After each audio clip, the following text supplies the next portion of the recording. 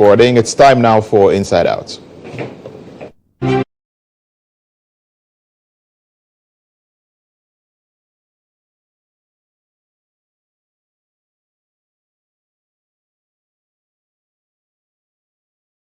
Supreme Court of Ghana in a 5-2 majority decision has ruled that the Speaker of Parliament's decision to declare 4 seats in Parliament vacant is unconstitutional. So what this essentially means is that in Article 97 of the 1992 Constitution, you look at Clause 1, G and H, when it says that a member of Parliament shall vacate his seat if he joins a political party other than the political party that brought him into office, and also if he is an independent member of Parliament and joins a political party, it doesn't apply to the parliament in which that particular parliamentarian is. It only applies because if these individuals say they want to contest as independent candidates, they've not resigned from Parliament immediately or decided to cross carpet immediately. They've only expressed an intention to do so in the future. So it doesn't affect them right now. That's essentially what it means. But we'll get to know the reasoned judgment, or should I say the various reasons that all of these 7 justices gave for the ruling, or should I say the judgment that was made. But what this essentially means is that Parliament will return to normal. The 4 members of Parliament, 3 of them who are contesting as independent parliamentary candidates, and 1 who is an independent parliamentarian and is contesting on the ticket of a political party, which is the MPP, they remain in Parliament. Their seats are not vacant.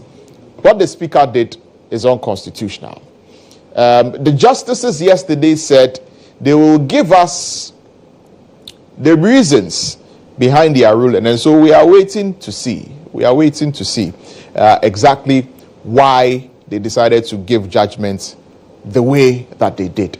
But our man who was in court yesterday, our legal affairs correspondent, Mutala Inusa, is here in the studio, and he'll help us understand exactly how all of this unfolded yesterday. Captain, good morning. Good morning, Lantam. Yeah. How are you? I'm doing well. Great. You were in court yesterday. Yes, I was in court yesterday. A very brief judgment given. Yeah, it reminds many of 2012 election petition. For those who followed that election petition will note that when it was day for judgment, there were many who were on their way coming before they got to the Supreme Court. The judgment was over. And so you were wondering what has happened and what is happening, because sometimes the panel would decide that they will give us the decision and then defer the rulings to a later date, or the reasons to a later date. And yesterday was so. If you look at the judgment itself, it lasted for less than 30 seconds. The judgment itself. Yeah, the judgment itself. But the CJ saying that yes, this is the judgment of the court by a majority decision, 2 justices dissenting, and then the applicants or the plaintiff action succeed. It's less than 30 seconds. So those who were between the time that the case was called, the parties announced themselves, and then the CJ went straight forward to deliver that judgment. It's less than within 5 minutes we were done. Everything was done within 5 minutes. And essentially what that means is that Alexander Kwabena Afeyo back in. Yes. It's majority leader. So there was certainties about whether what the Supreme Court was going to say, whether the Speaker's decision was going to stand or not. Yesterday it was hanging, so you could see. But in fact, yesterday when the case was called, like you said earlier, 7-member panel presided over by the Chief Justice, Gertrude Saki-Tokonu, and they delivered their judgment. The judgment was that it was 5-2.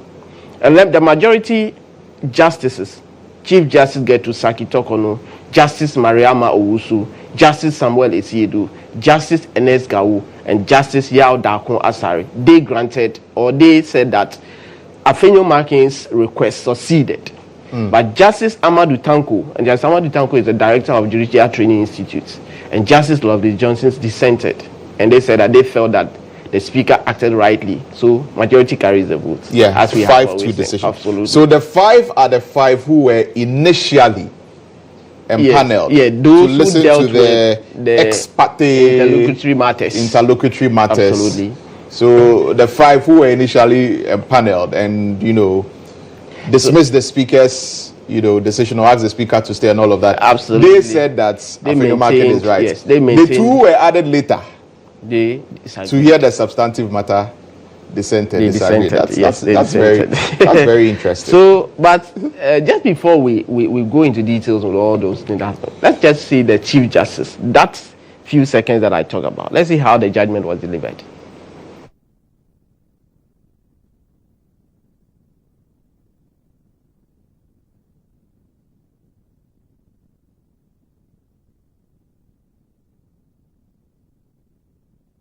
Decision of 5-2, Lovelace Johnson JSC and Amadou Tanko JSC dissenting on the issue of jurisdiction, the plaintiff's action succeeds. The full reasons and orders of the court shall be filed with the registrar by close of day tomorrow, 13th November 2024. This is the judgment of the court. So that was it. As simple as very brief. Very brief. So by close of day, yes. So, today, yes. By close of day today, we know the reason, the judgment, yes. right? So, we know the reasons why. With the experience that I have in relation to sometimes when the panel or the court says that the reasons will be made available, we should be looking at tomorrow going. Sometimes you get there and there are a few things that have to be done and all that. I don't know whether because of the urgency attached to this very case, it will be ready today for everybody to pick. But I know that even if it is ready, you go and there are a few things that we'll have to do. But like they said, there are reasons and orders. It's not really just reasons. They have made some consequential orders. And those orders too, we'll get to know hopefully when the judgment is made available at the registry for public consumption. So it will be very interesting for those who, a lot of people are also watching out for the dissenting opinion, what exactly went into their reasoning and what they will be saying, particularly with Justice Amadou Tanko and Justice Lovelace Johnson. And yesterday, of course, when the judgment was delivered, the speaker wasn't present in court, his lawyers were not present, but the plaintiff, Alexander Afenyomarkin, has a message. Let's hear him. They have to perform their duties as members of parliament, and parliament must move on. I'm never ready to work with my colleagues. We've been working together, but I would plead with them that we have serious government business. They shouldn't be too petty and trivial. They shouldn't be looking at the micro picture. They should look at the broader picture of country.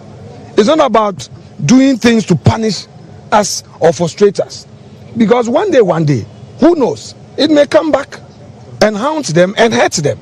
Because we are in this together. We have 1D, 1F to approve. We have 2 Supreme Court nominees whose vetting has been completed that the plenary will have to take a decision on. We have the all-important free SHS bill. That law must be passed to assure Ghanaians that free SHS has come to stay. Why are they standing in the way of the free SH law? That they must let Ghanaians know that they are not against the law. If indeed they are not against the law, they should get to the table so that we pass the bill. Again, the EPA bill, we've gotten to the 3rd reading. They shouldn't stay away. We should pass that bill. It's very important. This anti-galamsey issues that came up, it's an important matter that was raised, so it is important that we look at it. So we're ready to work. They should resume their seats. Their rightful place is to the left of Mr. Speaker. My rightful place is to the right of Mr. Speaker. And my duty to lead government business. They should know that. He'll go back and take his rightful place. Yes. He even said it's spiritually it's not good for you. Yeah. The day before yesterday, he said, no, for me, spiritually, it's not 3 weeks to the election to go and sit on the minority seat. It won't happen. So now he'll go and take his rightful place at the right-hand side of the speaker. Absolutely. And then the minority should go to the left side of it. So if the speaker is standing or sitting like I'm standing, then the left side here is for the minority. Then the right side is Afenyomarkin and the team. So that is what he has been saying in relation to that. But you know that there's been this talk in town that the Supreme Court or the court have been so predictable in relation to when matters of this nature come out and all that. Godfred Yeboah Dame, the Attorney General, has a response for those who have been saying that. This hypocrisy and double standards must cease. The Supreme Court is the final arbiter on all matters in the country, including an interpretation of the Constitution. Indeed, it's the only court solely seeks reservation to pronounce on the meaning of relevant provisions of the Constitution. And the Constitution means what the Supreme Court says it means, and nothing more.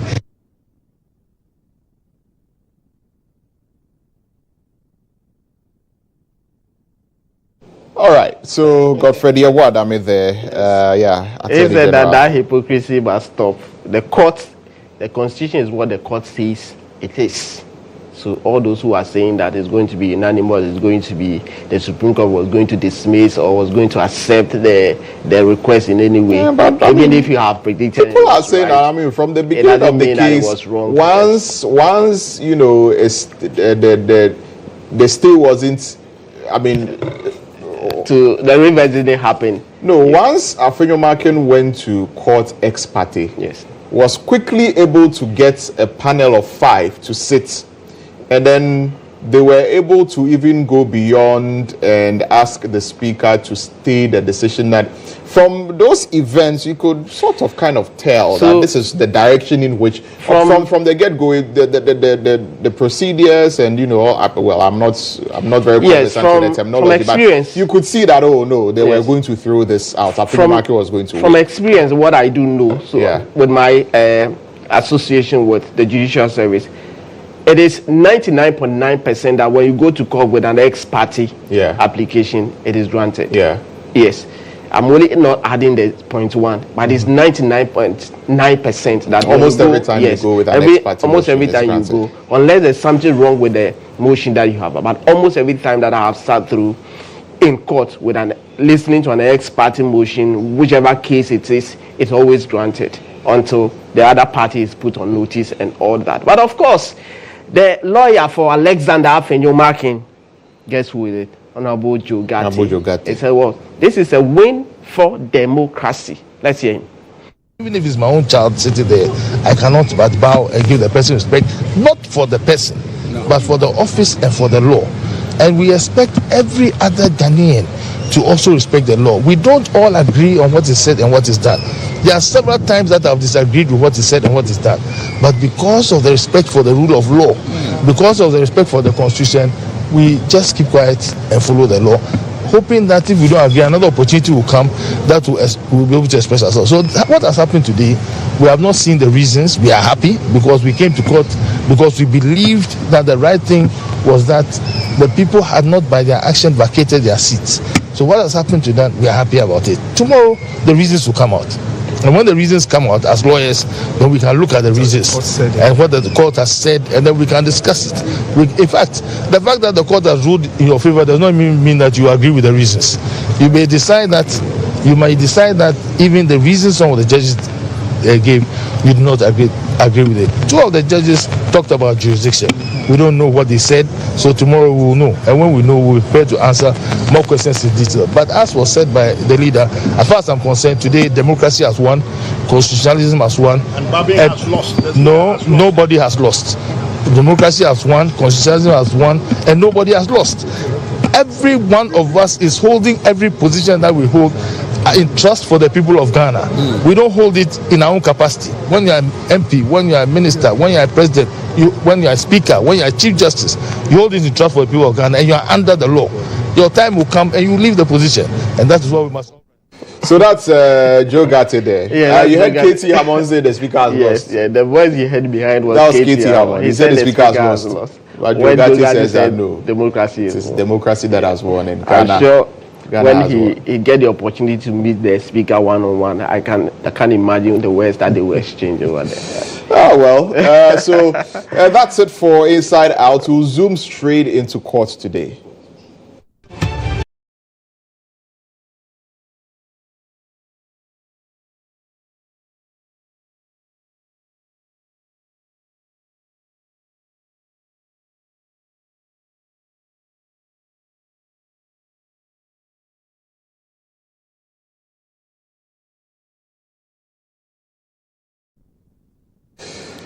All right, let's get into some of the other issues that came up in courts. The vacant seat saga, we've already talked about that. What about the JB Dankwa Edu murder trial, which has been going on with Mr. Daniel Asiedu? Tell us what has been happening in that regard. We understand that he says his name is not Sexy Dondon. Yeah, those who have been calling him Sexy Dondon, he said his name, his guy name or his nickname is not Sexy Dondon. Not at all. He has never used that name before, and that name has not even been tattooed on his body. His guy name is Gucci Young Star. Gucci Young Star. And that's the Sexy Dondon. This is not a nickname. His guy name. His guy name. Somebody is telling you his story, you're laughing. He said his guy name. He said his nickname. nickname. That's what he said. No, he said guy name. Now listen to the name. He said Gucci what? Young Star. Gucci Young Star. That's not a nickname. And that one, he's tattooed that on his body. Okay. So throughout his school days, he's known as Daniel Asiedu, aka Gucci Young Star. So where did the Sexy Dondon come from? He said Dan Parry gave him the name Sexy Dondon when he went to the Greater Accra Regional Police Command too. So the name Sexy Dondon, it is the police that gave him, Dan Parry that gave him the name. Ah, really? Why Dan That's Parry his testimony. That's his testimony yesterday before the High Court in Accra. And yesterday, in fact, Sexy Dondon was cursing people left, right, center. Hey. And he was warned. Please, not Sexy Dondon. It's Gucci Young Star. I'm sorry. I'm sorry. Gucci Young Star. Yes, he said his name is Gucci Young Star. He's been cursing people left, right, center because he felt so emotional that if you have not done anything and they are choking you with it, they are trying to force it on you, it is not. So yesterday he said, in quotes, and the court said, heck, shut up. The court, we don't use this language here. Never in your life should you come and sit in court and start cursing people. We are in court not because we said you are guilty. We are in court because somebody's father, somebody's relative is dead. They said you did it. The prosecution have told their story. You have the opportunity now. Tell your story to the court and stop cursing people. Say, my lady, the people are. I'm emotional. Yesterday he broke down. Oh. Yes, he said he didn't do it. So he started off by clearing that part of the nickname. The police gave him the name he didn't own. He was also talking about the knife that he's alleged to have used to kill the MP. He said that knife, he was never even in the house of JB Dankwa Edu. He didn't know him. The footprint that the police and the fingerprint that the police investigated said that they found of him in the house. He said no. If there are people that you need to find questions or answers from, it is the wife of JB Dankwa Edu who was present when the incident happened on February 8, 2016. The mother of JB Dankwa's wife who was there, and the children. None of them have been in court to say anything. And you are saying that I should answer. Those people have never mentioned me. Initially, you mentioned that when the incident happened, some 3 police officers went to the house. Those 3 police officers, we don't know their name. They have also not been in court to say anything. I am innocent. If there's anything, go and look for those people. And some big men or big people and their cohorts trying to implicate him. And for him, he's saying that he's innocent. So the long and short of Daniel Asiedu, aka Gucci Young Star, is that he is innocent. He never killed JB Dankwa Edu. And if you look at JB Dankwa Edu, his physics and his stature, if you kick him, where he will land, he doesn't know if he will pick himself up again. And so all that he's saying is that he hasn't done that. And he's closed his evidence in chief. All that he wants to tell the story, the court and the jury by way of his story yesterday is that he's not ended that. And the prosecution led by Sefako Bache, a principal state attorney, is taking him on by way of cross-examination. And tomorrow, that will continue. But I've been talking to lawyer Yao Dankwa, who is counsel for Daniel Asiedu, what exactly the strategy has been, whether they are satisfied with the testimony they give in court. Our strategy is that, 1, we need to tell our story, and 2, we need to bring clarification and debunk the theory of the prosecution, and we have to take our time to make sure that we will attack every statement, every allegation, every issue that the prosecution have raised, and that we have been able to attack during cross-examination. But then it is his time now, telling his story, to be able to answer to all the allegations that have been leveled against him. And I think that's what we did, and we think we've done it very successfully. No lawyer will go into a matter if he's not confident. And we just want to tell the truth. And, my client has spoken the truth as to what he knows. And then we just wait, because the case is not over. I mean, the prosecution are yet to do their cross-examination, and then the judge will have to do addresses, and then the summing up of the judge, and then we'll be in the hands of the jury. But I'm really confident of what we have done, that we've been able to tell our story without any hindrance. And I think that is what was required of me. Right, so that's Sexy Don Don's lawyer, yes, right? Lawyer, you're down. I mean, Gucci Youngster's lawyer. Gucci Youngster. All right. So for those who have been calling him Sexy Don Don, he said that name is from it's not his name. And yes, and all right. It's not so his name. Let's talk about number one. We haven't heard from him in a while. Yes. And the men's gold case, right? What's been happening? What's the latest in that regard? So you note that the court ordered him to open his defense and respond to charges, and been directed to file his witness statement and disclosures. He said he wants to challenge that order from Justice Ernest Owusu-Dapaah to open his defense, because he thinks that prosecution witnesses who have come to court, 9 of them, have not been able to say so much that warrants that he open his defense. He should be let go. He should be free to go. Their lawyers are challenging that at Court of Appeal, but they want stay of proceedings at the High Court. Prosecution is opposing to that. Yesterday, when the matter was called, the lawyers indicated that they haven't received the prosecution's affidavit in opposition to their motion. So that case has been adjourned to the 21st of November. All right. So what about the Saklemi housing case? How far with that? So the second prosecution witness was in the witness board all these while. Yesterday, the lawyers for Nuvi Tete Angelo, the fifth accused person, led by Zieli Abambila, yesterday concluded their cross-examination of the second prosecution witness. So he has been discharged, and the third is expected in court at the next court sitting. Alhaji Colin Dada yesterday was not in court, and the court has permission from the court to know elections are happening, and a lot of things are happening all over. So he's a politician and will have to do some few things. So this case has also been adjourned. But what is clear is that the second prosecution witness was discharged yesterday. So what about today? What are the cases of interest coming up today? The clear case of father and son.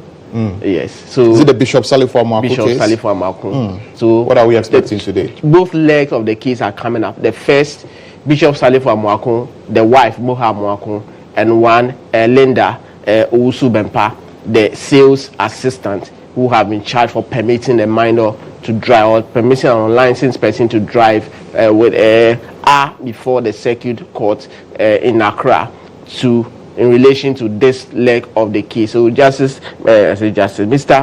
Samuel Bright, Aqua's Court, Circuit Court 9, they will be there, and then the court will make. But the prosecution were asked to file their processes before the last agenda. They wanted 2 weeks. So today they've given an update to the court as to whether they have been able to file their disclosures and witness statement. The court will give direction when to do the case management conference and the possible date for trial. Then after, the 16-year-old boy who is in the center of this whole incident that led to the death of 2 girls is also back at the juvenile court.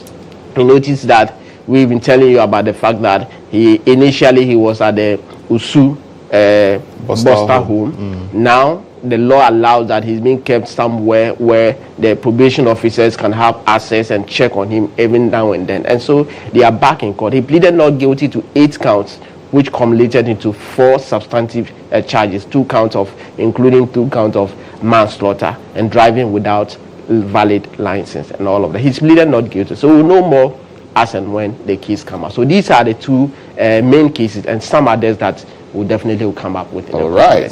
Thank you very much, Mutala Inus, as always, for bringing us court today. It's time now to take a look at today's papers.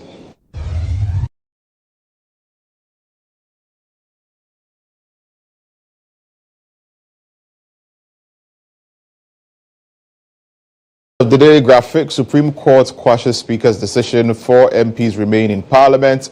EC disqualifies GFP presidential candidate. YE and 2 others partner to trade 1,000 youth in fish farming. So that's it for the Daily Graphic. Moving on to the Daily Guide, pioneering petroleum hub for project for economic growth. EC disqualifies Roman father. Ekriadonko remains on ballot. Supreme Court overturns back being reinstates 4 MPs. Over 18.7 million to vote on December 7.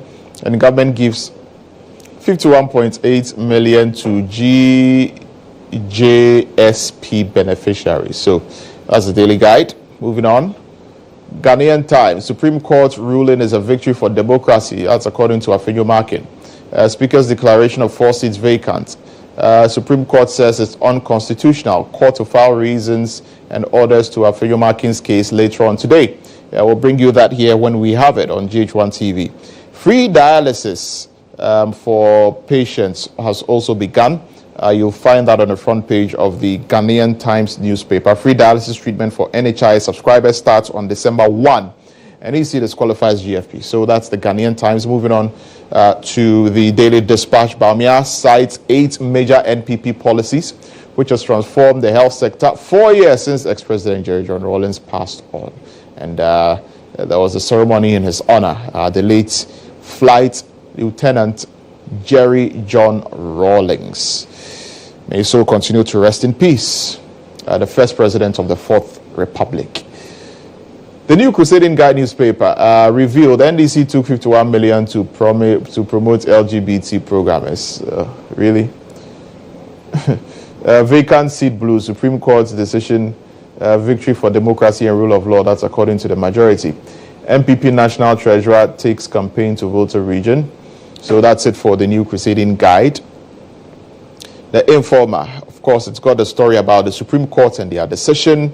The MPA boss is proffering a solution towards Africa's energy independence.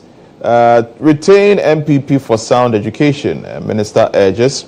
And alcoholism, drug and sexual misconduct is found among some members of the medical fraternity. That's also reported on in the Informer newspaper. Moving on to the Daily Statesman, it's also got a Supreme Court headline there. It also says 2 billion Ghana City grants for USTART beneficiaries. And First Lady rallies voters for Bawumia and the MPP, all of that on the Daily Statesman. Moving on to the Publisher. Majority Leader welcomes Supreme Court ruling. Of course, Bawumia proposes National Pilgrimage Authority and ballot positions remain unchanged. Bawumia still number 1. Mahama still number 8, even though Madame Ekriadonko is unfortunately no more, and the GFP has been disqualified. But that's it for the newspaper headlines this morning. Reminding you once again, like I'll always do every single morning, is that my suit, as you see me wearing it, is by Authentic. And I'll always tell you that you can call the Authentic man on 0243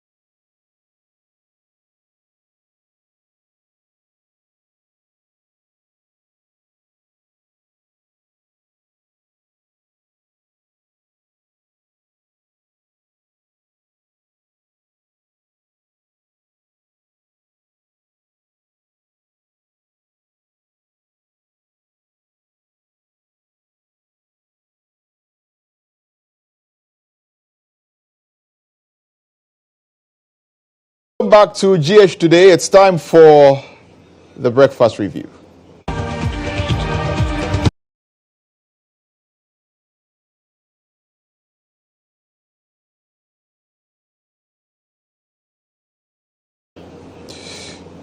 Well, on the breakfast review today, you know it's a Wednesday, and a Wednesday is always where it's a woman crush Wednesday, and of course, I know that our panel is all women, women of substance who have joined us here in the studio this morning for us to have our discussions here on the breakfast review segment. Quite a lot to talk about on the show today. But obviously, there are a lot of reactions coming after the Supreme Court of Ghana gave their judgment yesterday in a 5-2 majority decision in favor of Alexander Afenyomarkin's case that was filed at the Supreme Court seeking for an interpretation to Article 97(1) GNH of the 1992 Constitution. Essentially, what the Supreme Court's decision means is that this whole brouhaha in Parliament with regard to who is a majority and who is a minority, and all of that comes to an end. We know that the NPP side, led by Alexander Afenyomarkin, is the majority in Parliament, and the NDC goes back to their minority position. We don't know whether or not Parliament is going to be recalled anytime soon, but of course, there is urgent business to be done in Parliament, according to the majority leader, and at the earliest, Parliament should be recalled by the Speaker so that all of that business can be done. So we'll take some reactions from my guests in the studio this morning as far as that subject matter is concerned. There's also a very recent World Bank report which is revealing that about 30% of Ghanaians have been pushed into poverty. 30% of Ghanaians have been pushed into poverty. Now, that's quite a serious issue. If 30% of the population has been pushed into poverty, it means a lot of people in this country are living under the poverty line, unable to make ends meet, and essentially struggling and reeling from the effects of the economy, among other things. Why do we have this situation existing? And what should be done to alleviate the plight of these individuals who have been pushed into poverty? Especially considering the fact that elections are just around the corner. Who has the solution to uplifting people out of poverty? Also, the government has announced free dialysis treatment and free tertiary education for the children of cocoa farmers. These are some of the issues that I'll be discussing here on the show today. And so my guests in the studio today, from the National Democratic Congress, she's a member of the communications team of the National Democratic Congress, or the NDC. Professor Benedicta Fosu-Mensah is here. Prof, good morning. Hi, good morning. Welcome. Thank you. Good to see you. Have you seen you in a while? Yes, the workday ground, so... The workday ground. How is the work going on the ground? What are you doing on the ground? It's going very, very, very well. The wind of change is blowing. Really? And you can see it in the campaign. I mean, almost every now and then we are getting people defecting from MPP joining NDC. And you can see the enthusiasm of Ghanaians to see the back of this government. Because for 8 years, we've experienced hardship, we've experienced difficulties. I mean, the average salary earner, I've seen his or her salary money devalue by 50%. And so Ghanaians cannot wait to have or to see December 7th come for them to really vent their anger, their bitterness on this government. That's what you feel Ghanaians want. Yes. When you're on the ground. Exactly. Well, I'm sure the NPP also feels otherwise. But anyway, we'll leave that one to them. Also in the studio is a member of the Alliance for Revolutionary Change, and of course the National Interest Movement, which is part of the Alliance for Revolutionary Change. We're happy to have her here in the studio, Dr. Susan Eduamankwa. Doc, good morning. Good morning, Lantam. Welcome. Thank you. Good to see you. Good to see you too. Are you also campaigning, hitting the ground running? Yes. For Alan Chairman? We have no choice. I think that as much as Ghanaians are fed up with the MPP, we don't want the NDC either.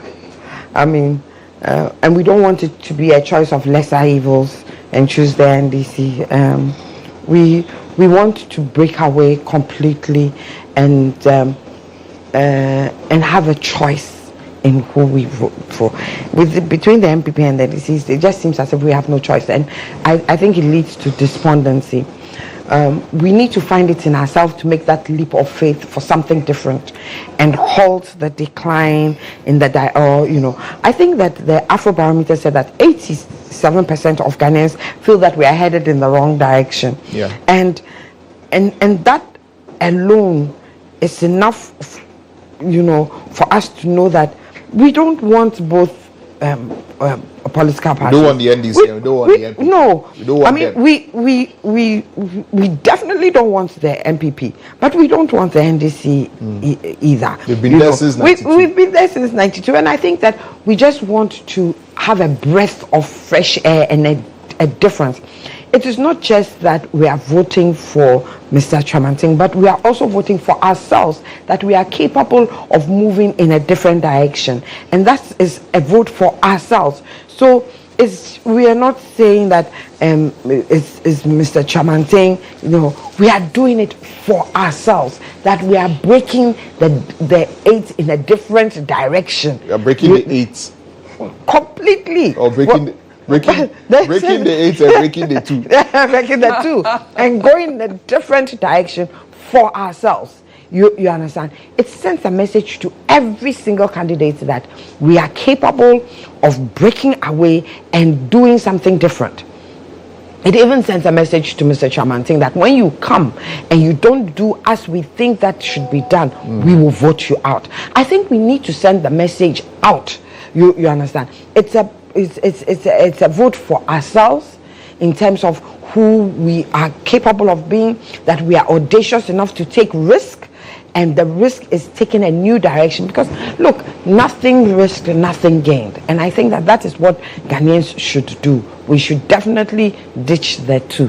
Let them go and think about how they can change themselves to do better by us. They've done what they can do, and warm up him. I mean, promises galore. When you hear the promises, you are like, hey, is this this country? Yeah. You know the economic situation in this country, and the promises and the promises.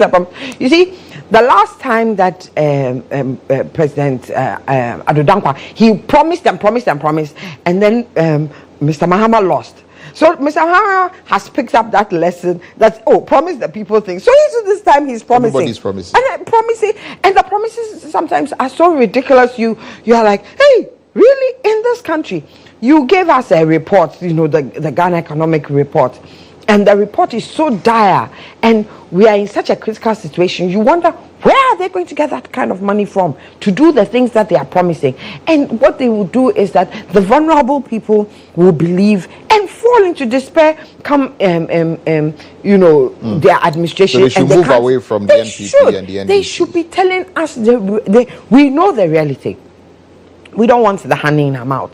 Tell us the reality of the things that you are capable of doing, and how you are going to lift up from the depths in which we have sunk. With 30% of people already pushed into poverty.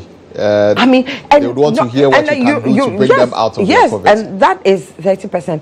You've forgotten multi-dimensional poverty. And we'll get into a conversation on that. But by the way, Alan Chamanting and the Alliance for Revolutionary Change, the National Interest Movements, the Movement for Change are number 13. Asieho. Yes. On the ballot paper, so you can vote for them. He's only telling the NDC is number 8. Number 8. They say they are also breaking the 8 on the ballot paper.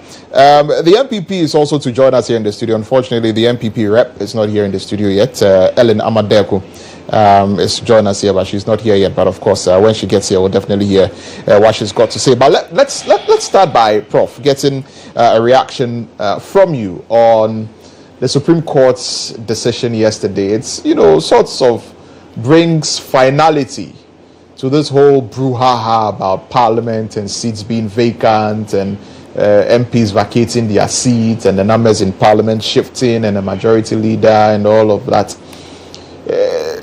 The speaker, fighting seemingly with the judiciary and all of that. All of this has been going on for quite some time. Yesterday, the Supreme Court made a pronouncement. Your reaction? Yeah, good morning to our cherished viewers and good morning to my sister. Good morning once again. Well, I will say that the ruling yesterday wasn't surprising. It wasn't surprising? It wasn't surprising because our judicial system seems to be one that one can always predict. What probably I would say was a bit different yesterday was the fact that this time around we didn't have a statistics of 7-0, but they tried to vary the statistics, so we got 5-0. But nevertheless, the outcome is still the same as we predicted. So it was 5-2. You see, it's not unanimous SC like exactly.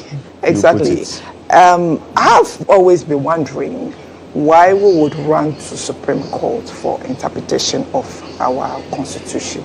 A constitution that was written by ordinary Ghanaian for every Ghanaian.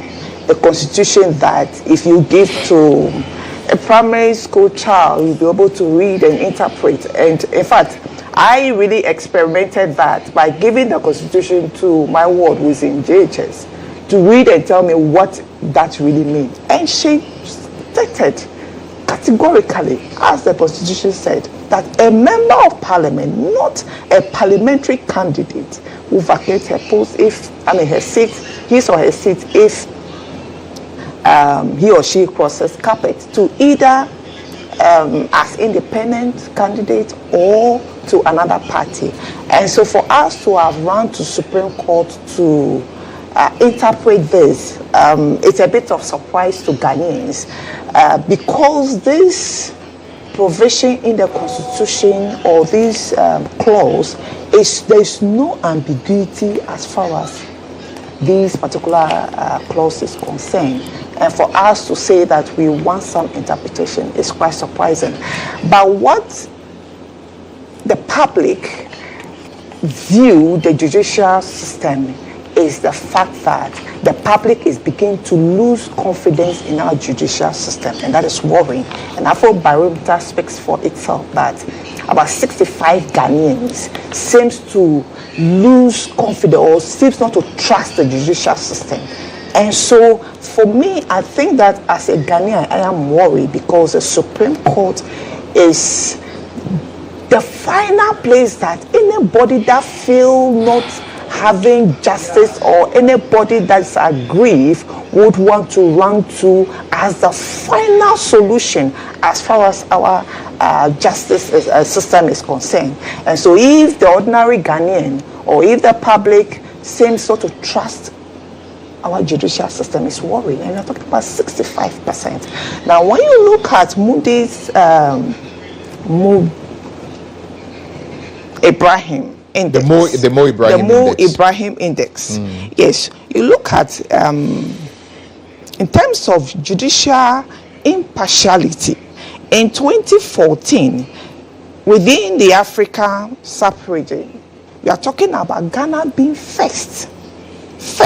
In 2016 we moved to 4th position. Then in 2017 we came to 3rd position. As of 2023 we have been ranked as 12th position, and that is worrying. That statistic is very worrying as a Ghanaian. The issue of whether Parliament would obey the CJ and move to, the NDC caucus move to their original minority position. I will say that in Parliament there are procedures. It's not the fact that, the judicial or the Supreme Court said,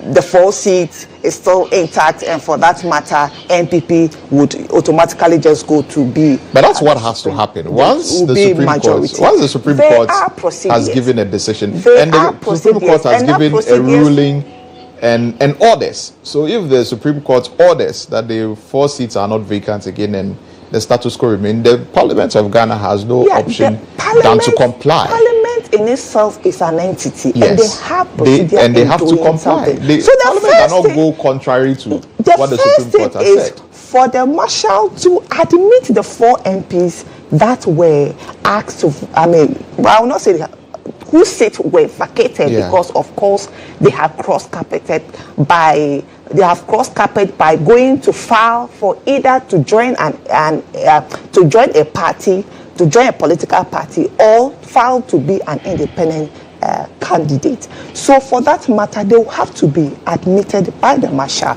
And aside that, the Parliament clerk will have to also make sure that everybody obey the order of the Supreme Court, and that also takes some procedure. So it is not an automatic event that once the Supreme Court have said so, that should be the case. And aside that, the Parliament will have to also form a quorum before the Speaker will make a pronouncement on what the Supreme Court have said. So all this would take some time, and we know that per Parliament's schedule, they are supposed to go on recess somewhere by 22nd of this month. And so when that happened, and today is what? Today is the 13th. So we just have a few days for Parliament to go on recess.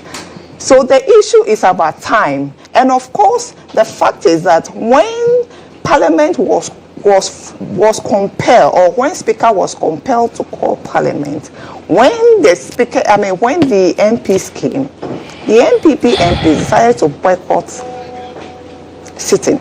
They decided not to really hold government business. And because their position had been occupied by the NDC MPs. Well, even though earlier the Supreme Court had also directed that the Speaker stay his decision to declare the seats vacant. So that didn't even apply, anymore. But the Clerk of Parliament had already, arranged that particular part of the seating arrangement for the NPP MPs with their name tags and all of that. But the NDC MPs went into the chamber and they removed the name tags and decided to sit there. Because look, I think some of these things, even though the Supreme Court it's a bad precedent that we are setting in this country, and this will come back to haunt us.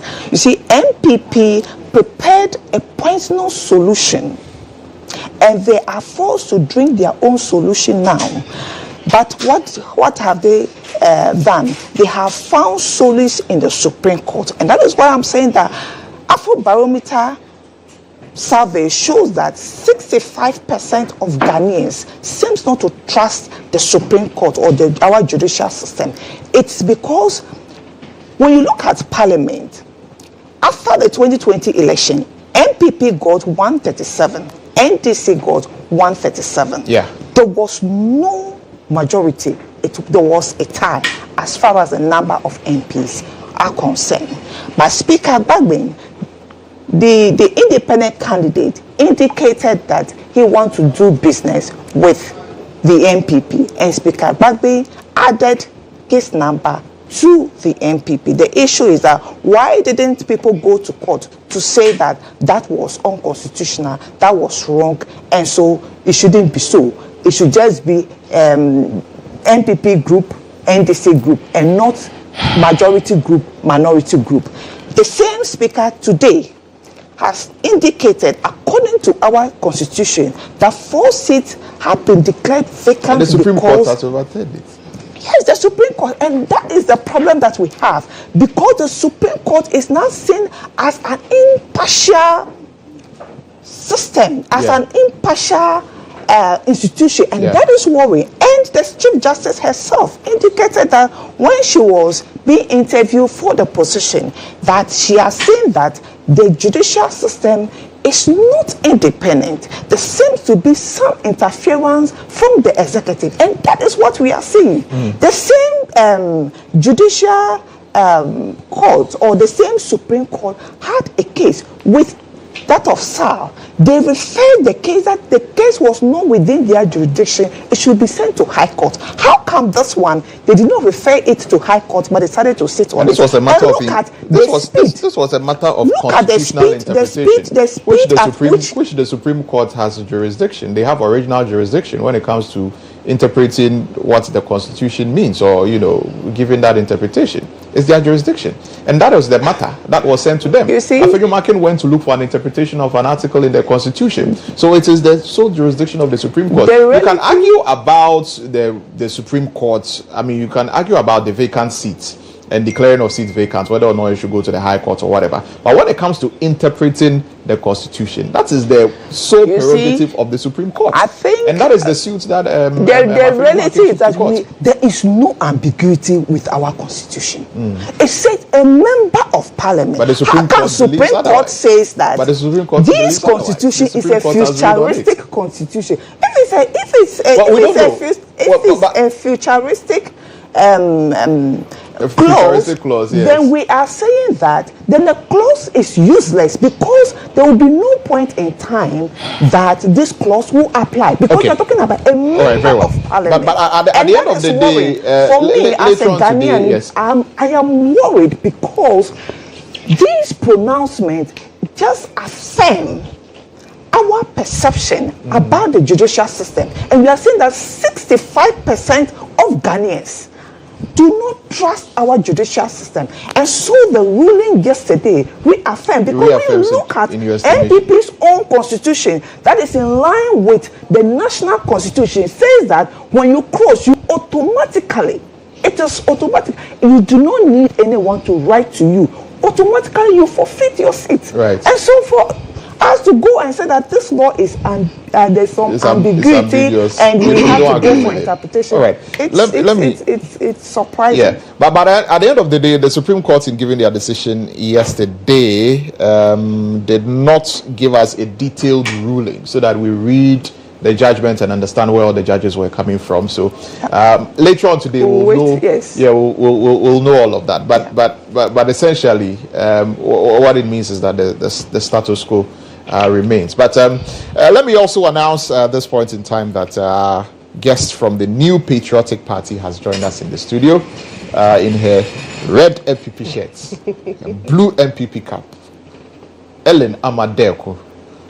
Good morning. Good morning. Good morning to our viewers. Good morning, Auntie Susan. Good morning, Doc. It's been a while. I haven't been here in over. Yes, it's been a while. We have missed you. We are happy that you are here. I've been out and about in the regions.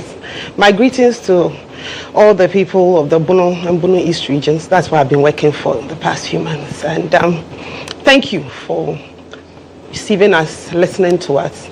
And I want to say thank you in advance for voting for Dr. Bawumia, because in the next 3 weeks they are going to vote for Dr. Bawumia to be vote for Dr. Bawumia, the next president. Number one on the ballot. Eh? Exactly. Okay. Thank you for joining us.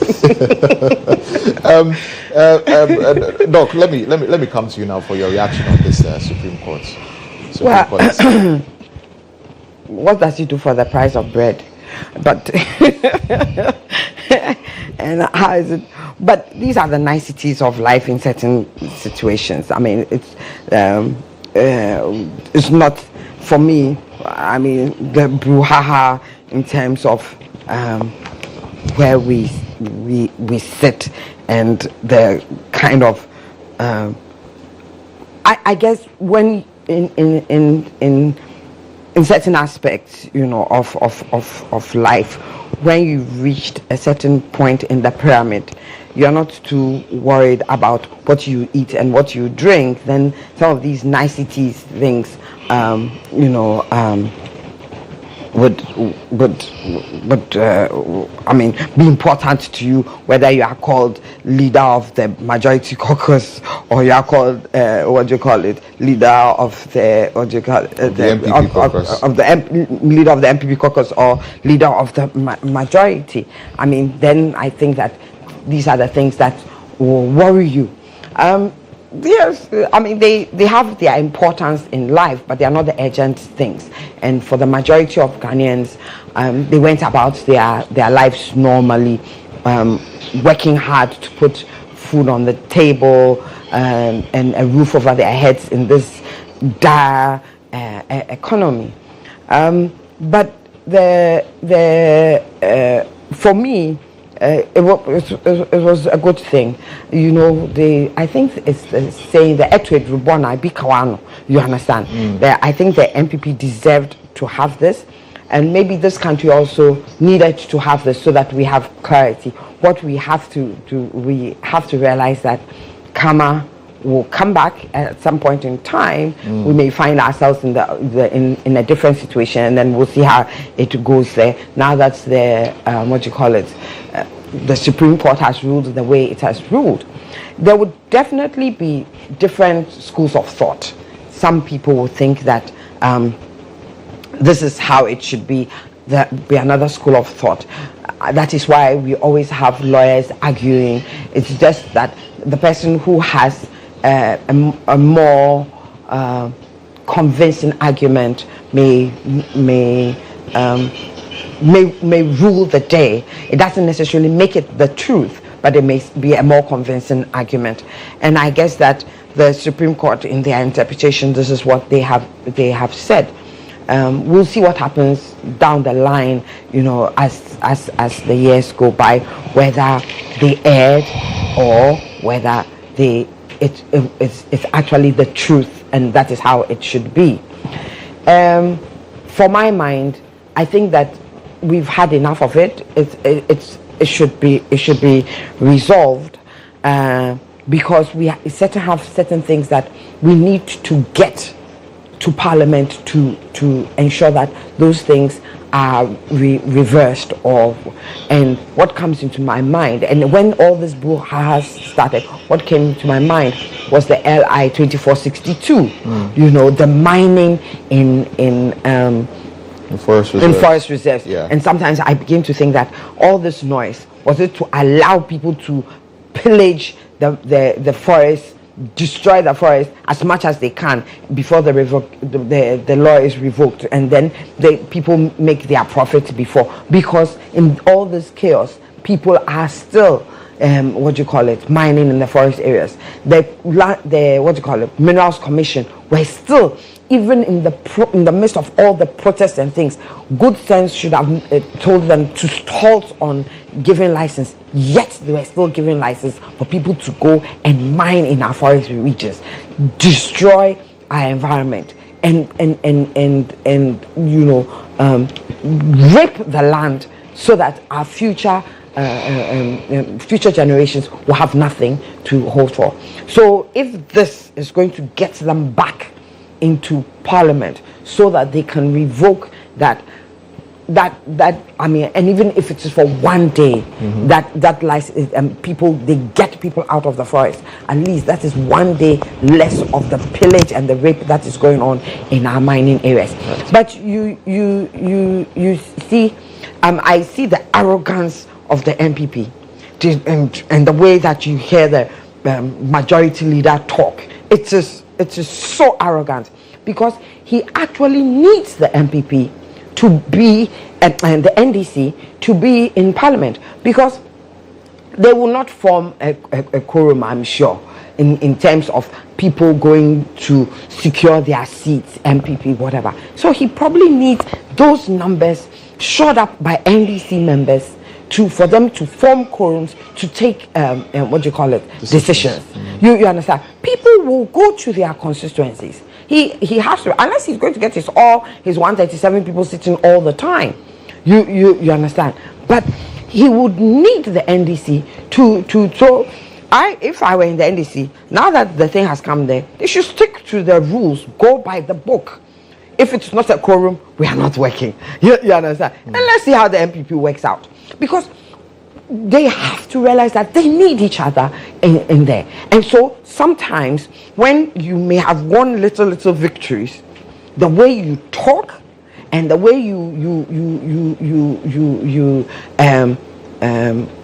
I don't know.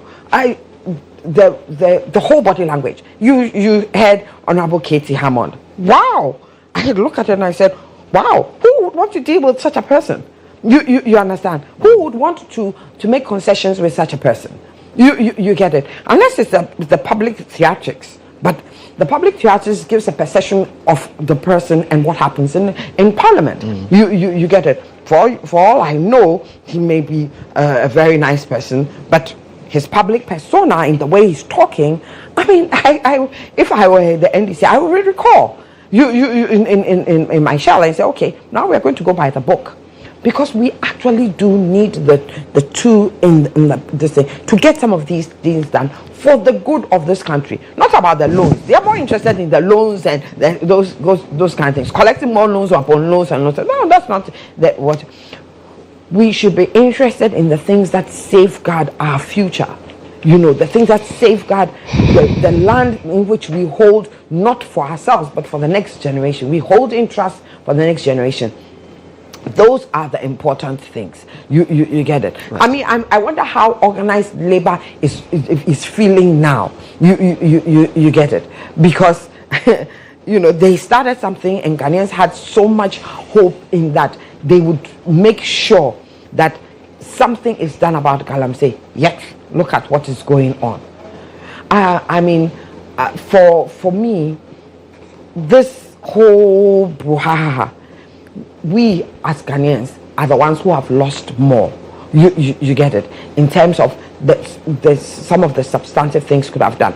I mean, I know that I think the Attorney General said they have done the work that is supposed to be done in terms of the LI, and then they are going to lay it in Parliament. That should be priority, not priority into appointing two more Supreme Court justices to pack the court. That is not the priority.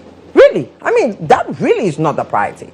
The priority is to get things. How are those two Supreme Court justices going to affect the next generation? What are they going to do now that is going to be so much of a big thing in terms of than I hesitate to say it, but than to follow the thread of their appointer. You get it, because that's what it seems. We definitely have lost trust in the judiciary, but that's another matter. As for the perception, like I always say, Julius's and Caesar's wife, it wasn't that she actually committed adultery, but the perception that he was able to say that if somebody could accuse you of that, then it's enough for me to divorce you. So the judiciary should be like Julius's wife, it needs to be above blemish. You understand? We don't need to have that perception about them. But be it as it may, let me come back to what concerns me, and I think what concerns a lot of Ghanaians. Now that this has happened, that the Supreme Court says those seats are not vacant, that those people did not cross over. I don't know how those persons are, what they are doing, because from my mind, as soon as you decide to go independent, you're already working against your party. Yeah. But the Supreme Court says they are not working against their party. They are still in their party. Well, the Supreme Court says it's not vacated their seats. They can still stay in Parliament. As to whether the party will expel them or not, it's up to the party. Okay. And it looks as if the party is not interested in it. Oh, but you see, but that is the two-faced thing about these political parties. The double standards about these political parties, because if you have principle and you are principled, you understand, it doesn't matter whether it favors you or not, you will stand on principle. As she said, the MPP constitution says that as soon as you declare yourself to be independent, you have deemed to have vacated your seat and that you have left the party. The party being unprincipled because it doesn't favor them, they didn't invoke that part of their constitution. Okay, they decided to go ahead, but it just goes to show the character of the party and the character of the people that we want to vote into government. Right. You understand? Unprincipled. You understand? Because, like I said, if you have principles, it doesn't matter whether it favors or not. You stick to the principle. All right, Ellen, let me bring you into the conversation now to hear what your thoughts or what your reaction is to the Supreme Court's judgments. Well, The Supreme Court is the Supreme Court. And since we all decided through a referendum in 1992 that we're going to, or it wasn't 93, whichever one, that we are going referendum to 92, and then the Constitution came into force in 93. Yeah. So for the past 30-something years, that is the Constitution we have all been using. There were times that the Supreme Court, given powers by this Constitution, made some decisions that a part of the population didn't agree with. Ghana didn't bend. There were times that they also made decisions that favored some people. Ghana didn't bend. I just see this as still a forward movement in our constitutional and democratic ways as a country. Disputes will come. There's no way we can have a system where there will be no disputes. Disputes will come. And when the disputes come, the arbiter or the person who has been duly appointed by our constitution to solve the dispute will solve it. And when they bring the decision, I mean, you have an opportunity to even go back to the Supreme Court and ask them that I don't agree with your decision, so please look at it again. And there's an opportunity. But unfortunately, the Speaker and his lawyers did not even attend the hearing of this matter. So this decision was given without their input. And they chose to sit out. Yeah. And so I believe that I don't think they'll have much of a problem, or he'll have much of a problem going back to go and do his job. Let's not forget that this parliament is practically on its way out. And I have said somewhere on other networks, and I'll say it here, this has been a very, this particular parliament, is it the 8th or the 9th parliament? This is the 8th parliament. They've been drama upon drama from day one. And so I'm not surprised that they are also finishing with drama. I mean, for the past 4 years, it's been from day one, 7th January. Starting with drama, finishing with drama. I think a lot of Ghanaians are used to their drama. And if they are like me, we can't wait to see the back of them. God help them, let them finish their job, hopefully by 7th January. They'll hand over to the next government, hopefully the Baumia government, and then we would have a majority in parliament for whichever party, because I do not think that this situation of 137, it doesn't help. It was novel, it was new. So a lot of people had hopes that this parliament was going to do a lot of work, because you would have to have a consensus, because now this is what we have, 137 plus 1 independent and 137. But in the last 4 years, they have proven to all of us that we don't need that. Because compared to the other previous parliaments, this is a parliament that hasn't gotten any work done. Because they are consistently bickering, they are consistently fighting, and putting up drama. So for me, I think the Supreme Court just stepped in. But you have 2 children who are always fighting. Your daddy and mommy have stepped in and told them that calm down, finish, and go your way. And looking at it, I hope all party, this one, I'm actually talking to the party people, those who actually go out to vote for certain parties, that the skirt and blouse that happened, I don't think it will help our next parliament. So if you're voting for a particular candidate, vote for the candidate and their parliamentary, yes, so that the candidate who win would have enough MPs to get government business going. I am absolutely not a supporter of this one, because the last 5 years, with all due respect, has been the last 4 years has just been full of I don't think Parliament really got the work that they had to get. They didn't get it done. We still have other issues pending. And whether we like it or not, it doesn't matter the political party you come from. Your people voted for you to come and work. Your term of office is not over. It will be over midnight of 6th January 2025. So when you go on with this excuse of not going to work because somebody, the speaker himself is another matter I don't want to talk about. So let's bundle all of them together, both sides, MPP, NDC, speaker. And I think that this particular parliament, they haven't gotten the work that they should do. And the Supreme Court is just helping all Ghanaians to quietly, in the next 2 months, see them off, and then make a sign of the cross, breathe a big sign of relief, and then we can move on. Hopefully, the next parliament will not be full of drama like this one. Hopefully, yes. And much later on today, like I said, I will wait for the Supreme Court's detailed judgment or reasoning behind their judgment. But let's move on to our next issue. And Doc, I'll begin with you on this particular one. And you dovetailed into it a little bit in your initial submission, talking about the fact that about 30% of Ghanaians have been pushed into poverty. And this is something that you seem very passionate about. Yes. So I was just looking at multi-dimensional poverty. And it's talking about access to health care. We are, a lot of us are bragging that, we have built hospitals. And I laugh and I said, hospitals is not, healthcare is not about hospitals. You understand? What you must do is, is ensure that the people have good water and sanitation. When water and sanitation is good, people access hospitals less because they are less ill.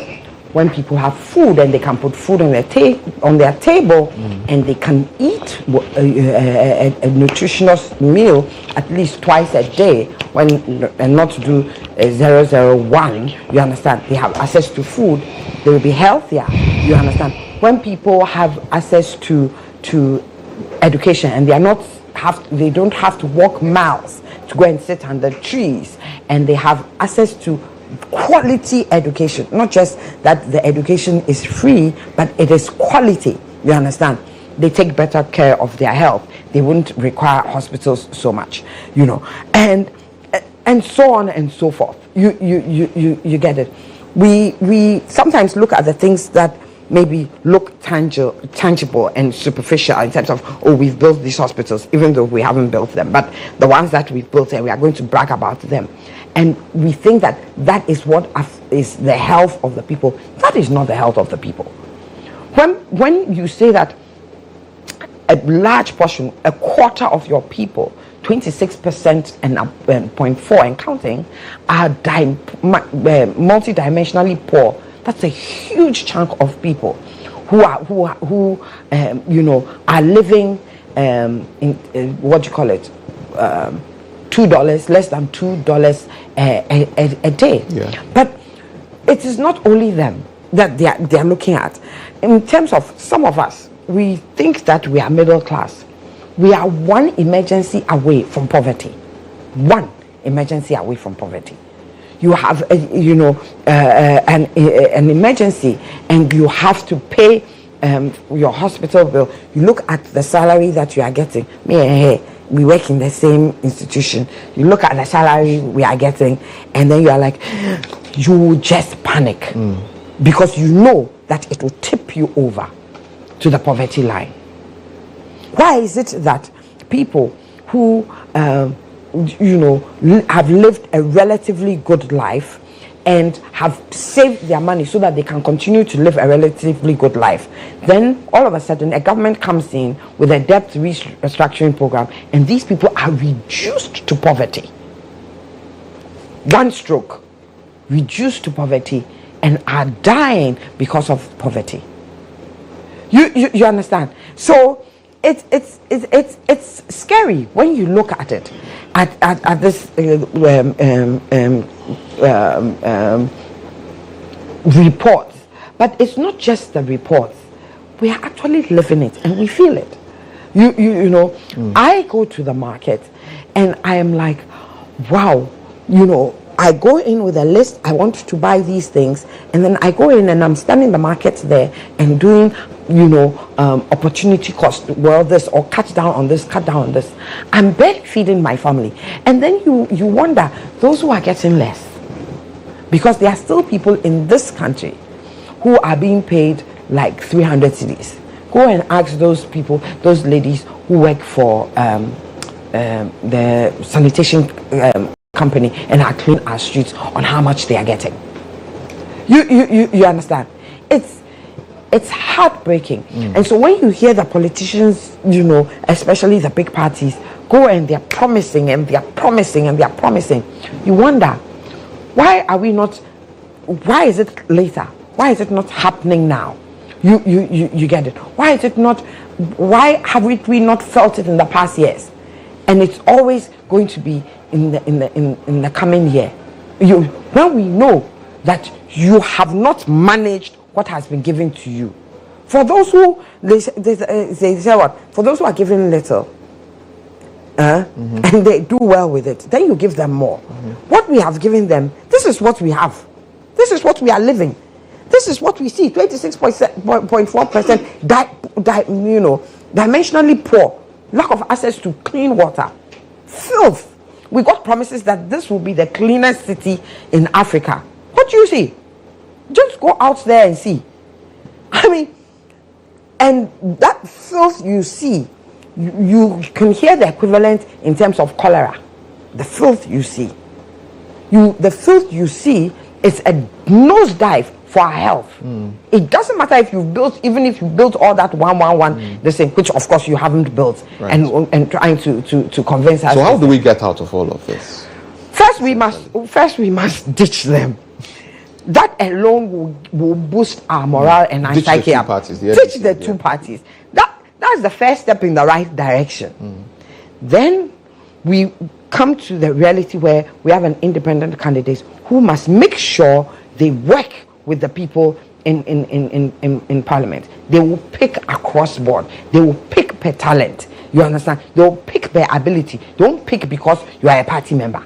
You understand? That is what should happen. Right. When Ellen says that people should vote, I mean, if I don't like the MP, I may like the presidential candidate, but I don't like the MP, but I must vote for the MP because I voted for his presidential candidate. Yeah. And if I don't like the presidential candidate and I like the MP, I must. I mean, really, is it about choice now? We are just going way hard because a comfortable majority in Parliament and do what they. We have seen the comfortable majority in Parliament, and what have they done for us? The comfortable majority that we've seen in Parliament, what have they done for us? People should go and vote according to how they feel and their inner instinct, not by rote. This is not a football club. All right. That you are Arsenal, and if Arsenal is down there, you continue to be Arsenal. You understand? Really? It is about our future and the future in which we hold for our children and our children's children. Not because we are voting by rote. Really? Okay. Prof, let me bring you into the conversation now with this issue of poverty that we have on our hands and what we do to get out of it. Well, I would say that the MPP government, His Excellency Nana Addo Dankwa Akufo-Addo and Dr. Bawumia, has failed Ghanaians and have failed us very woefully. The statistics are there to show for it. I mean, if you go out there and you ask the ordinary Ghanaian, Afrobarometer survey even shows that about 85% of Ghanaians are saying that the country is heading in the wrong direction. Well, it's over 80%. It's about 81%. 81%, thank you, of Ghanaians are saying that the country is heading in the wrong direction. And so World Bank coming out to say that about 30% of Ghanaians have been pushed down the poverty line is not different from what we are experiencing on the ground. As His Excellency Bawumia have already entreated, that when the fundamentals are weak. The exchange rate will expose you. The exchange rate today is exposing the MPP big time. They took Ghana cedis, or they took the country when Ghana cedis was 3.8 to $1. Today we are talking about 17 Ghana cedis to $1. That alone shows the number of people that have been pushed down the poverty line. Just recently, we heard about Mr. Michael GHOne Addo, who just rehashed the hardship that the ordinary Ghanaian is going through. And that's why we all know is one of the prominent entrepreneurs in this country. And he said that his 30-year savings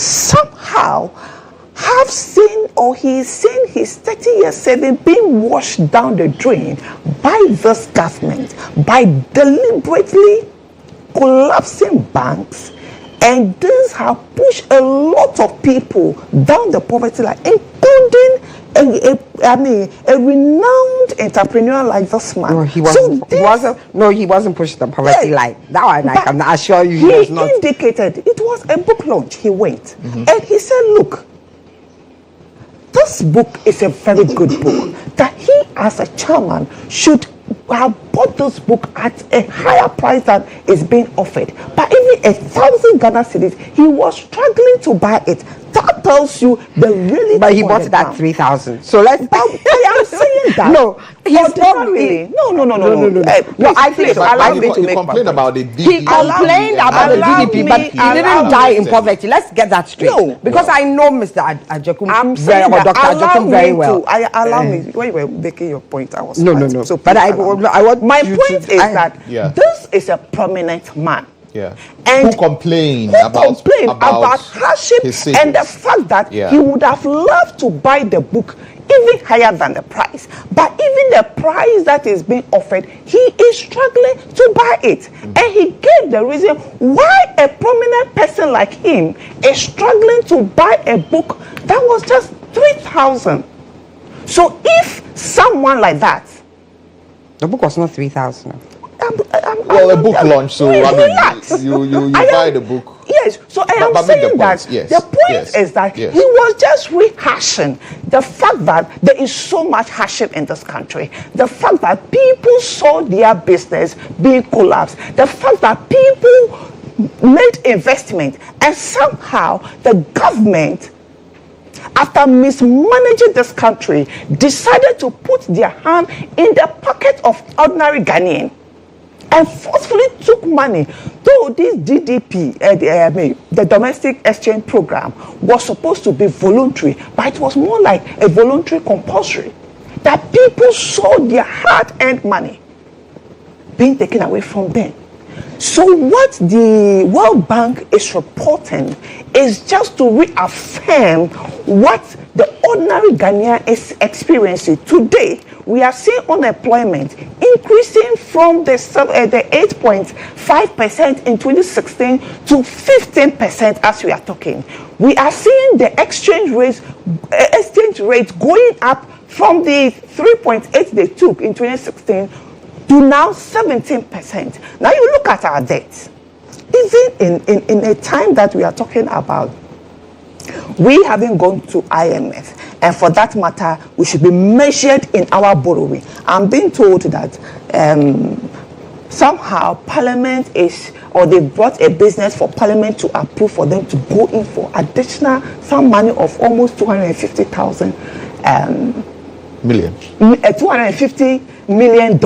And then you ask yourself, the money that has been borrowed since this regime took over, there's very little to show for it. They keep on throwing figures out there. They have employed over 2 million people, yet the statistics doesn't support the data they are throwing out there. They claim that people are better off today, but when you go and interview the ordinary Ghanaian on the street, the ordinary Ghanaian tells you that they've been worse off. And myself sitting down here, I am worse off than I was in 2016 because my salary have depreciated or have devalued over 50%. But you have salary increment. We spend more. Public sector. We spend more on consumable than anything before. Today, how much is the price of cement? Price of cement in 2016 was 24 Ghana cedis. Today, we are talking about 118 Ghana cedis. In 2016, a bowl of kenke, some places you get it 1 cedi, 50. Some places 50 pesos. In 2016. In 2016, today we are talking about 7 Ghana cedis if you want to eat and be satisfied. Yes, For the ball Ghana or cedis, a ball of kenke. Where? For you to eat. I know a ball of kenke is 5 cedis or 4 cedis. A ball of kenke, some places, I am telling you, a ball of kenke, some places. There may be some bougie kenkes or restaurants somewhere. Go out there, a ball of kenke in some places is 7 Ghana cedis. There may be some bougie restaurants somewhere. Most but she's a middle class Ghanaian. She lives in a bougie place. Because I don't know, kenke is 4 cedis or 5 cedis. My brother, I know 5 cedis. I am saying that you go out there. There are some places they are selling a ball of kenke for 7 Ghana cedis. Like local place. Local place. I am saying that if you want to eat porridge, breakfast, those days, if you have 3 Ghana cedis, you'll be able to buy porridge. You will be able to buy kosi in addition. Today, if you do not have about 15 Ghana cedis, you will not be able to, have a quality breakfast as buying cocoa and kosi. That is the reality of Ghana. So when this government keep throwing figures out there that they've employed more people than any regime in the Fourth Republic, it just shows that they are very deceptive.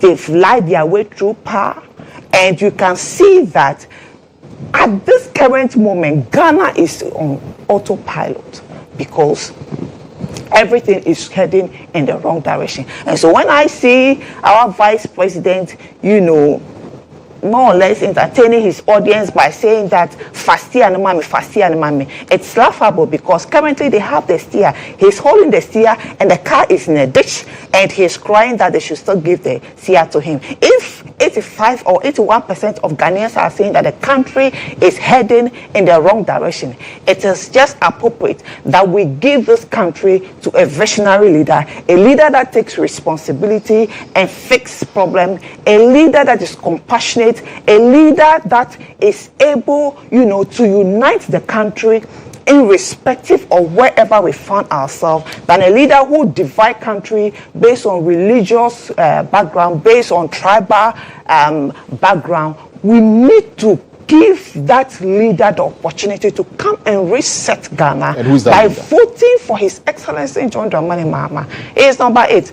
The umbrella, because where we are now, it is about our future. It's about our very existence. Right. This election is not about NDC or MPP. It is about us. And if we want our future, then the only leader, the only person we need to vote come December 7th is His Excellency John Dramani Mahama, who is on the umbrella ticket. And I think that by so doing, Ghanaians will be able to set this country, because under this regime we saw them, people who could have used 9 billion to save banks decided to rather spend 25 billion in order to collapse this bank. If a government can do this to itself or to its people, then how on earth can we say that such a regime should continue governing our country? Okay, Ellen, let me bring you in. It's during the era of the NPP government that we're getting reports of, up to about 30% of people,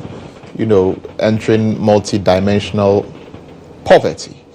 And yet, the same government is asking for another chance. Why should Ghanaians give this government another chance?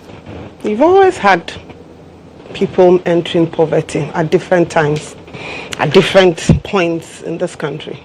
There's never been a time in this country where there were no people in poverty. Even the good book tells us that. I remember when, according to the Bible, Mary Magdalene went to wash the feet of Jesus with some expensive perfume.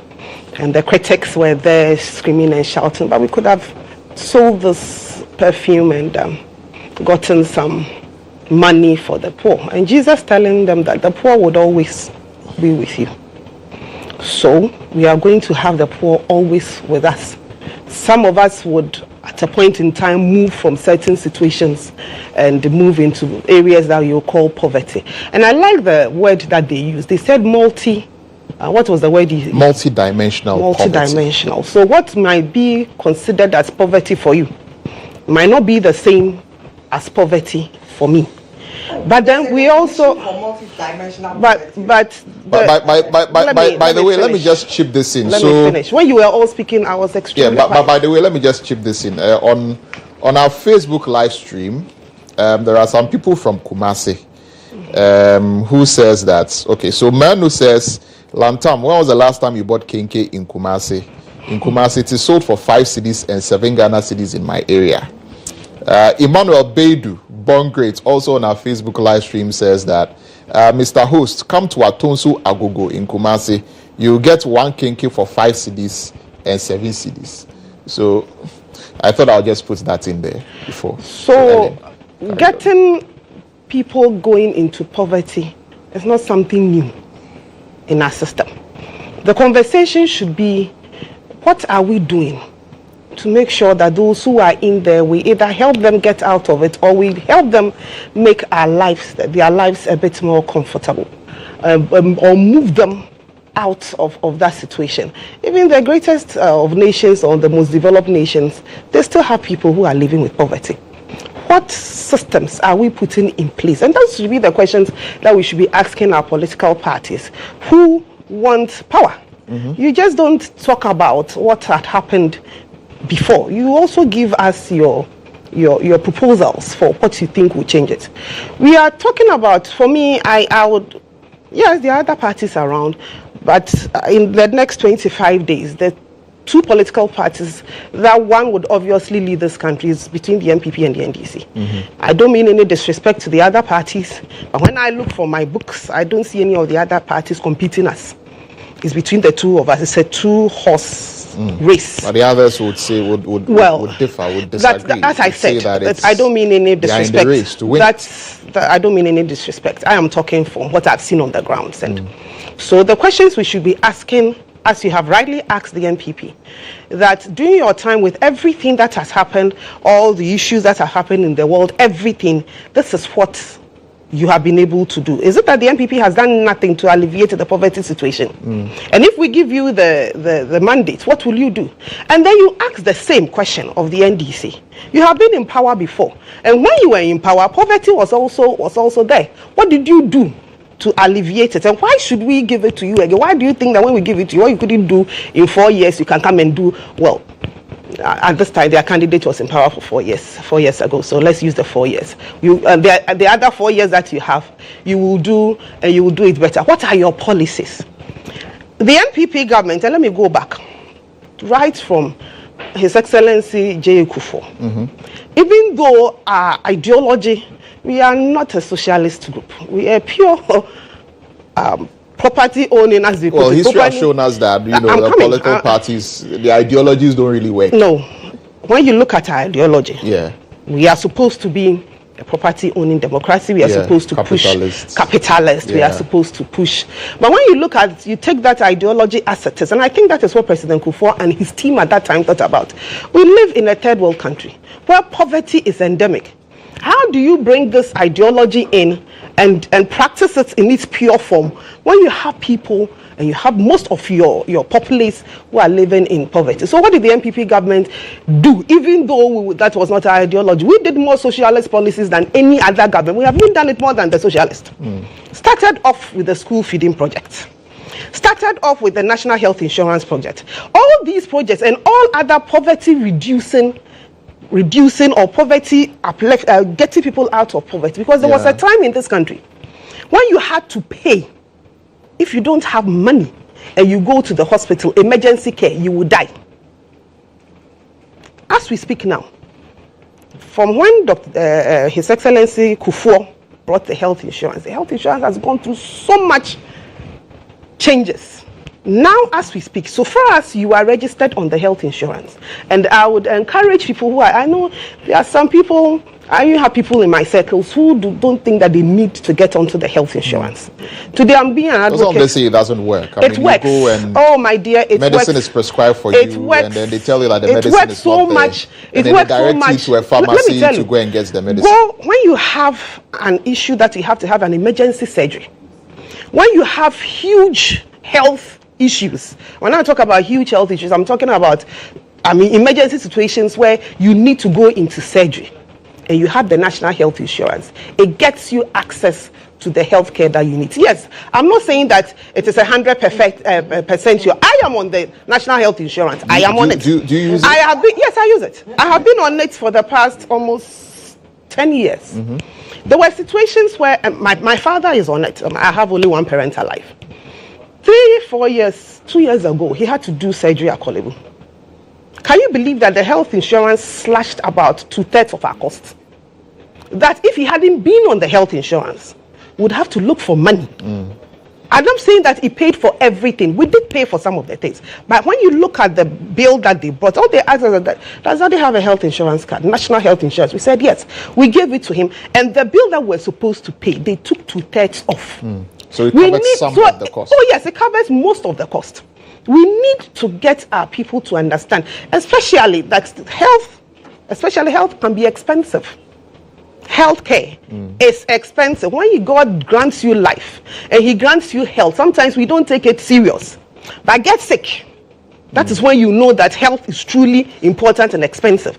Just recently, I heard 2 days ago, the Vice President saying that they have finally rolled the dialysis onto the health insurance. If you remember, we'll come to that. 6 months ago, when he did mention that they were doing a pilot on it for the under 18s, and then the above 60s would have it for free, and then those between were going to have half of the cost slashed.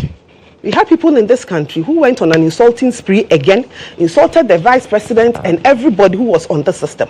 Now they've gone through it, and as at 1st December, what they are telling us is that everybody who needs it and is on the health insurance to go on it. So you're saying then that in all of this, these are things that the MPP government has done to I'm just one in health. Of poverty. We are talking about health and all of that. We are talking about school. When you were speaking, you did not interrupt. Let me finish. At the end of the day, we still have a situation where now, as we speak, people are still going. At the end of the day, we will continue to have people in poverty.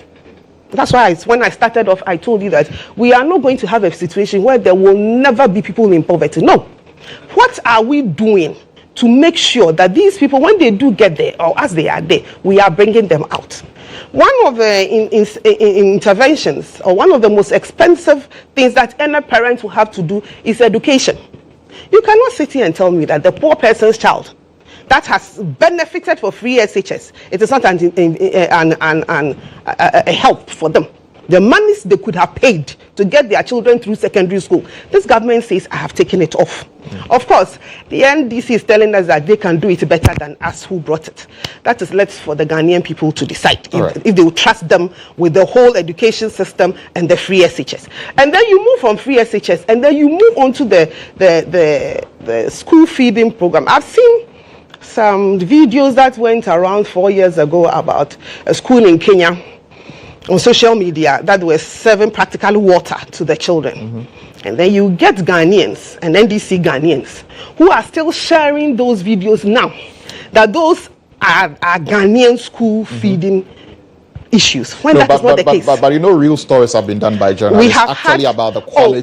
We've had a lot of stories on all that, and which are not from Kenya, which actually points to the fact that the food is really the ones I have really seen. Nothing to the ones I have seen are not schools in Ghana.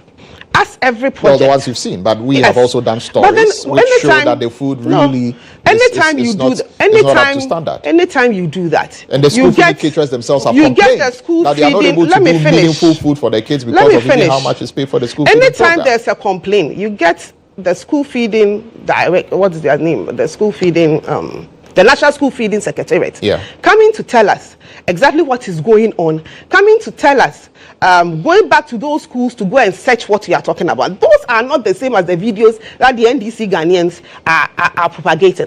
And that is what it is. When you were in power, what did you do with the school feeding program? All I'm saying is that we have a political party that says, I want to come back into power. They haven't given us any poverty alleviating policy. All that they are shouting is that the MPP didn't do well. Okay, what are you also bringing on board? Your history. Let's just take the 1992 But what are you also bringing on board? That's what I'm saying. Apart from what you have brought, it is our party, my party, that brought all these things I am talking about. It is my party that always continuously improves on it. They come over and then you see that the graph goes like this. and you ask me rather that what are we going to do? We are going to improve on what we have done. We are going to make it better.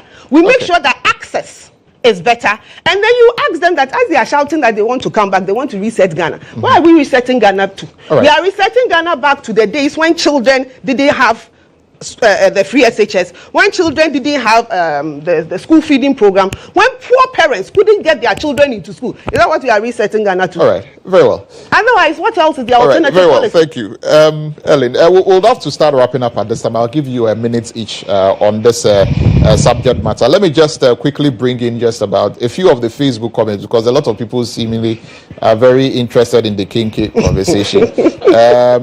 This one says, stop this your okay, one is accusing me of being MPP, so he says, Lantam, stop this your MPP posturing. In Tamale, just opposite the STC yard, kinky is sold at 5 cedis and 7 Ghana cedis depending on your stomach. But you said 5 cedis or yes, I said I know 5 cedis. So this one says, even in Kaswa, it is 5 cedis and 7 Ghana cedis. Mr. Journalist, when was the last time you ate kinky? Okay. Another one says, in my area in the Volta region, kinky is 2 cedis. And another one says, Lantam, ask Ellen for me that do we want to reduce poverty or increase it? This one says, good morning. Dr. Bamia said we should vote for him. Tell him that they will get 2% of the vote from Ghanaians because we have seen what they have done to us. Another one says, another one says, Ellen is doing well for the MPP party at large. And this one also says, it looks like apart from free SHS, Ghanaians don't have any need again. Okay, and a few other comments keep coming. Unfortunately, I can't read all the comments. But just 1 minute, because we're out of time. I have to wrap up now. So just 1 minute. Okay, just 1 minute. Just a quick one about this dialysis thing. Just this morning, I had the deputy director for the deputy CEO for CAF. Yes. I think Opari Hospital. Yes. Dr. Opari Labi say that they only have 7 dialysis machines, and that it will be practically impossible for them on the 1st of December to roll it out. This is so typical of the MPP. They bring policies which sound nice on paper. They don't do enough work for the policies to work, and they sharply implement these policies. You know, so it sounds good, you know, and yet it's so shabbily implemented. In the 6 months that they were piloting, they didn't know that Kofi Anokye had only 7 dialysis machines. They didn't know. When Kofi Anokye serves that northern sector and all those people coming to Kofi Anokye, you know, so sometimes brondada. You know, when you in the 8 years, she's talking about poverty and people being poor and the poor always being rats. People with dialysis problems have always been with us. In the 8 years, what did you do that in this last minute you come to think that you can pull the wool over our eyes? Okay. Let me say something. All right. The World Bank report, it says, just a minute, just 1 minute. Because of time. It says, just 1 minute, Doc, 1 minute of your time. It says, in 2020 until 2027, Ghana will rely mainly on multilateral and other bilateral lenders for financing.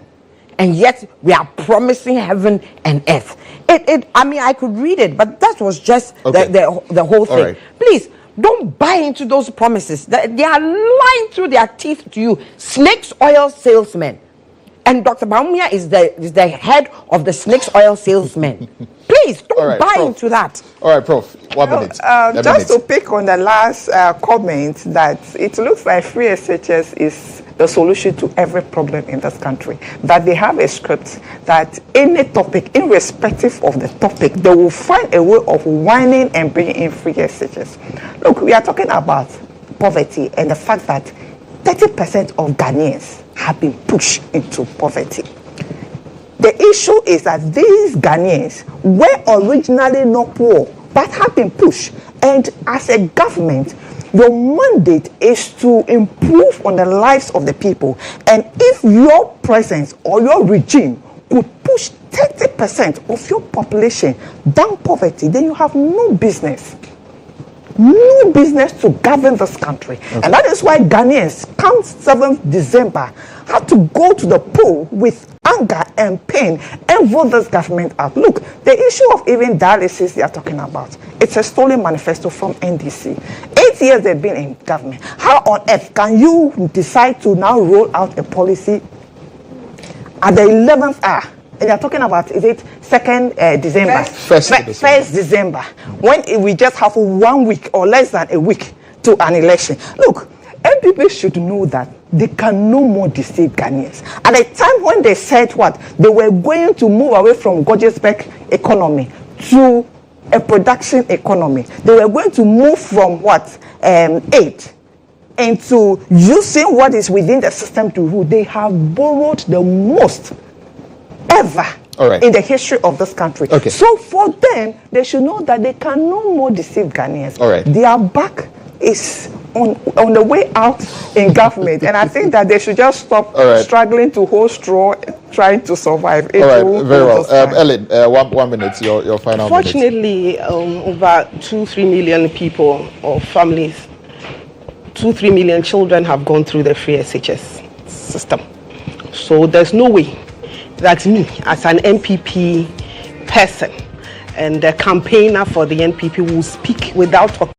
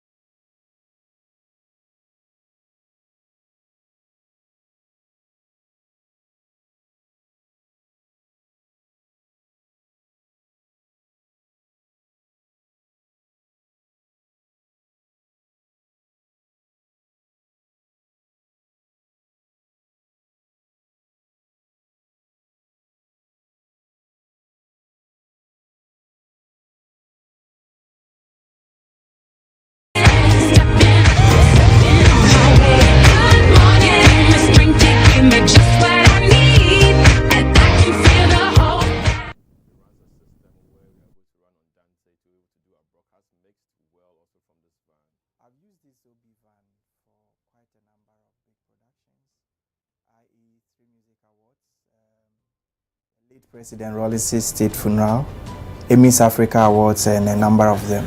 My experience with the GHOne van has been the state of the art equipment they have. Personal experience is you can use it for both indoor and outdoor, all events, conferencing, like anything you need a van to work for you, GHOne provides it. My experience with the van has been very good. Why? Because it has a number of facilities that I may not get in other vans.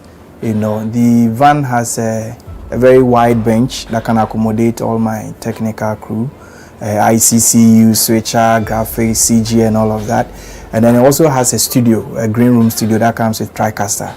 So if you want somebody to do commentary on a live event, you can put that presenter who's in that studio as well and get that running. To give an experience to our audience, we're also watching on TVs and online.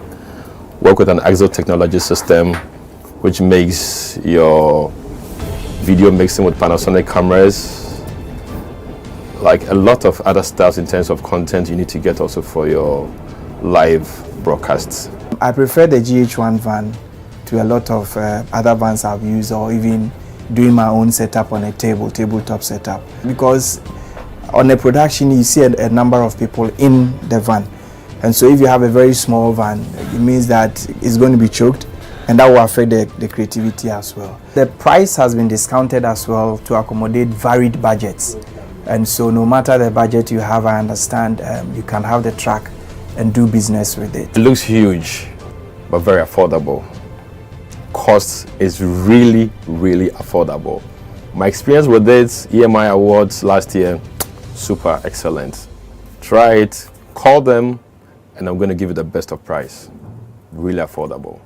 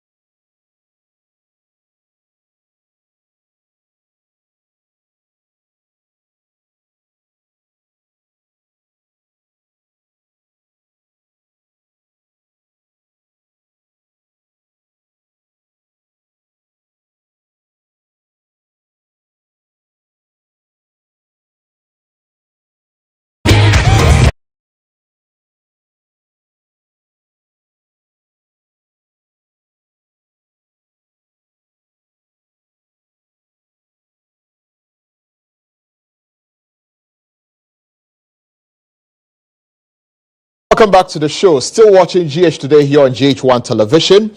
Let's have a conversation with a young man who has started the Young Creatives. We want to find out about this initiative that he started, how it has evolved, and the things that he hopes and seeks to achieve. In the studio is Mr. Selikem Sunu Atta, and he is the founder of the Young Creatives. Good morning, Selikem.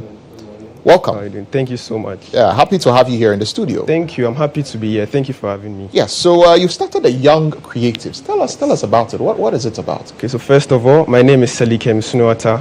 I'm 19 years old, and I started an initiative called the Young Creatives. This is an initiative to empower the youth in terms of entrepreneurship and innovation, and as well as creativity. I believe that to build anything at all, to start a business, to be a musician, to sing, to do anything, it takes creativity. Right. And my aim is to boost that creativity to empower the youth to do more and to develop Ghana and Africa overall. So when did you start this initiative? I started this last year, actually. Last year? Last year. We had our first pop-up event at East Legon. Right. And since then, it has grown to even a festival. I have an event coming on 19th December called TYC Festival.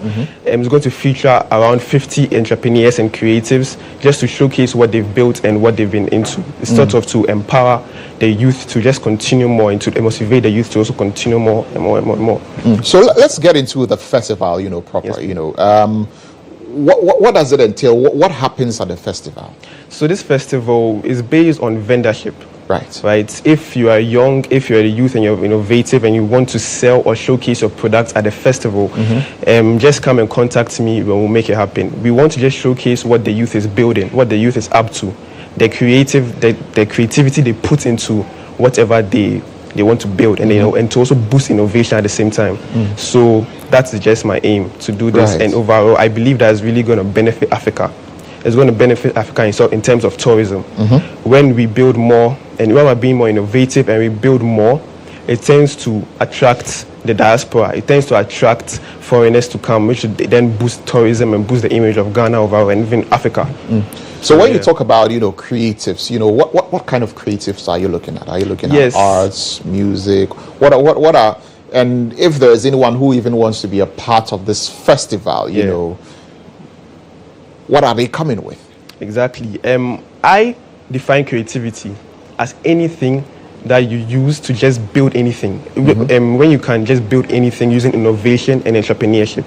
It doesn't always have to be just creatives and being singers, artists. As in those in the creative art space, but anything that you're doing. That you use innovation to build, anything that you can use creativity to build. You can own a drink business, you can own a clothing brand, you can own anything at all, and it takes innovation. You can own a tech startup, and that all takes creativity and innovation.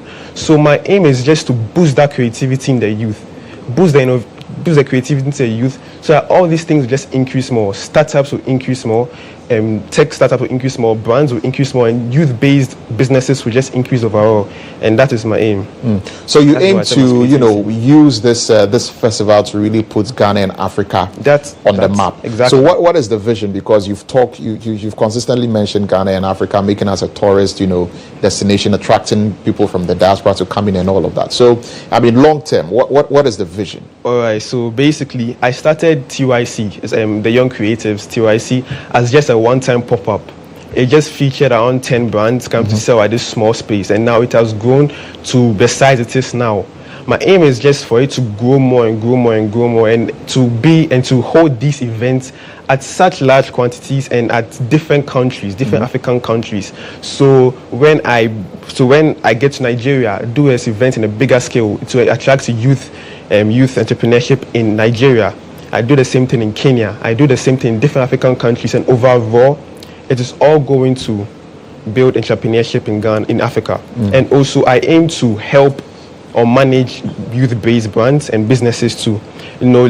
Because they don't really have the expertise to make connections. Right. As I have with starting the Young Creatives, I want to use that skill I have to also help these youth to also get the connections they want to scale their businesses, to scale their brands. And if I can do this at a large scale, it's going to be amazing. All right. So, so with this festival that you've been organizing, what are some of the challenges that you've encountered in putting this together? I'm 19. Yeah. I'm 19. There are a lot of issues that I come across, a lot of mistakes I come across because I don't know everything.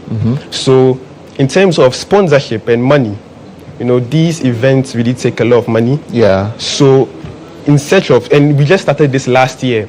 So in search of partnerships and sponsorships, it's kind of been difficult trying to get people to believe.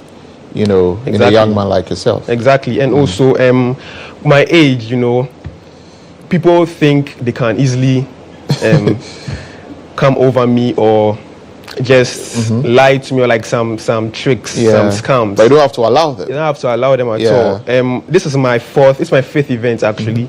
I've been in the game for some time, so I know the ins and outs to an extent. Right. So I am lucky to have this experience to sort of dodge the sketchy people that really want to have businesses, that want to do business with me.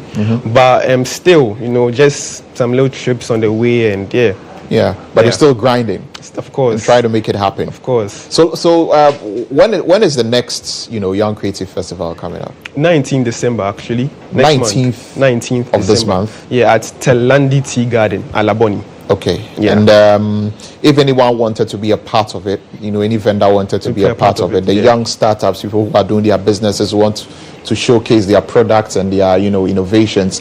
How do they do that? So you see, my last event, I would say, just come and speak to me, come and DM and text me, or I'll reach out to you or anything. But I realize that the reach is limited. Not everyone would be comfortable reaching out to me. Sometimes if they come to my Instagram DM, they might be at the request area for so long, I may not even see the message. Right. So we put out these registration forms, this TYC festival. We put out these registration forms to just so if you want to showcase your products at our events, just fill out the form, link in bio. Okay, so where would they see the registration form? Our Instagram is called The Young Creatives, D.Young Creatives. D.Young Creatives. That's the Instagram handle. That's the Instagram handle. Right. So you go there, you see a link in the bio, you click on it, and TYC brand registration is there. So if you want to just register your brand for our events, it's there. So once you do it, then you're on board. You're on board. Okay. And it's happening on the 19th of December. At Laboni. At the Telandi Tea Garden. Telandi Tea Garden. Yes. Right. So that's how people can just get in touch. Yes. So D.Young Creatives on Instagram. Link is in the bio. Yes. Download the form, fill the form. Fill the form, and we want to sort of build this haven where any young entrepreneur, whenever they think of building a startup, whenever they think of building a brand, a business, the first thing that comes to their mind is the young creatives. Right. We are building the resources, we are building the material to help young people. And when I say young people, I also mean the younger heart. Young is subjective. You might be 50s, you're young. 60s, you're younger heart. Anyone at all. It's not only catered towards teenagers. That is a misconception I'm trying to escape. But for the young and the young at heart. For the young and the young at heart, exactly. Right. All right. So what would you say finally as we're wrapping this up? What I'll say is stay creative. Stay creative. All right. Stay creative. Selikem, thank you very much. Thank you so much for joining us. And thank you so much. We love the work that you're doing. And we see more grease to your elbow. Thank you so much. Keep on pushing. Thank you. And of course, do your bit to really put Ghana out there on the map and give people who are creative in any way, shape or form a platform to exhibit their creativity. And I think that's brilliant stuff. So thank you for what you're doing. Thank you so much for having me. Yeah. It's really a great experience. Yes, and thank you for joining us in the studio. So that's Selikem Sunu Atta. He is the founder of the Young Creatives. You heard him there, so visit the Instagram page, D.Young Creatives on Instagram, and check them out. And of course, if you want to be a part of the Young Creatives Festival, you know what to do. You know what to do. Stay tuned. This is GH Today. We'll be right back.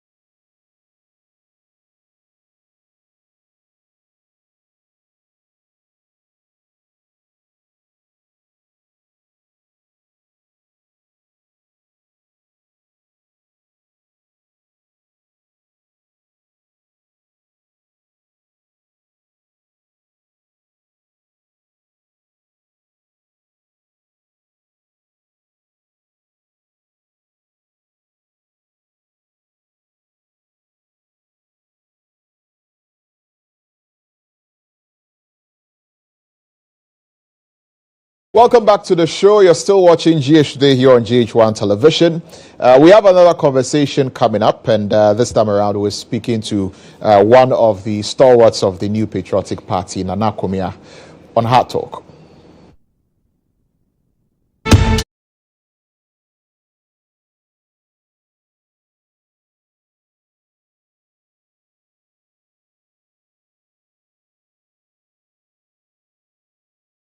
Still watching GH Today, and on Hard Talk today, we're talking about the NPP and the NPP's campaign. The vice chairman of the Dr. Bawumia campaign team is here in the studio, and we're very happy to have him here in the person of Nana Akomia. Of course, he's also in charge of the STC, the State Transport Company. I have to also add that because it's part of his portfolio. Nana, good morning. Good morning. Welcome. Thank you. Good to see you. It's my pleasure to be here. And how are you doing? I am doing very, very well by the grace of God. Well, I like the way you say you are doing very, very well. Yes. The truth is the truth. What's the secret? Oh, no, just live simply. Live naturally. Yeah. I believe many of the difficulties that we have is because we don't lead a natural life. A lot of the things that we do are artificial, particularly the food. I believe that God intended for us to have a plant-based food. If you look at our teeth, they are small. I don't think they were made for ripping flesh. We're only able to eat flesh because we discovered fire. We can cook. Before we discovered fire, you couldn't eat flesh. So I believe God intended for our food and nutrition to be largely plant-based. And that's what I try to do. So a lot of plants. Are you a vegetarian? I would say I'm 80% vegetarian. 80% Yes. vegetarian. You don't eat a lot of meat. No, if a little fish once a while, but largely plant-based. And do your exercises. Nothing beats that. So doing the exercises. Yeah, you do your jogging. You try and get good sleep, and not stress yourself. That's all. And I bet the campaigning, comes with a lot of exercises because you've been moving up and down. Yeah. And how's the campaign been going? It has been exciting. I'm sure you have some of the footage. But the Bawumia campaign seems to be the only campaign in town. Really? It's all over the place. The only campaign in town? Yes. Once a while you hear of John Mahama also doing some whistle. Once a while? Yes, some whistle stops. But Bawumia is constant. Every day he is one constituency or the other. You don't see that of the others. Once a while you hear of them. But every day, today as we speak, he's going to go to 3 constituencies. Still in the Ashanti region? Still in the Ashanti region. He never stops. So every day, Bawumia is on the field. And that's why I say that he's the only consistent campaign. So you don't believe that the NDC's campaign, or you don't believe that their campaign is visible?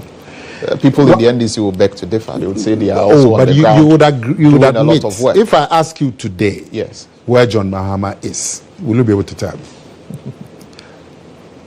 But you know where Bawumia is.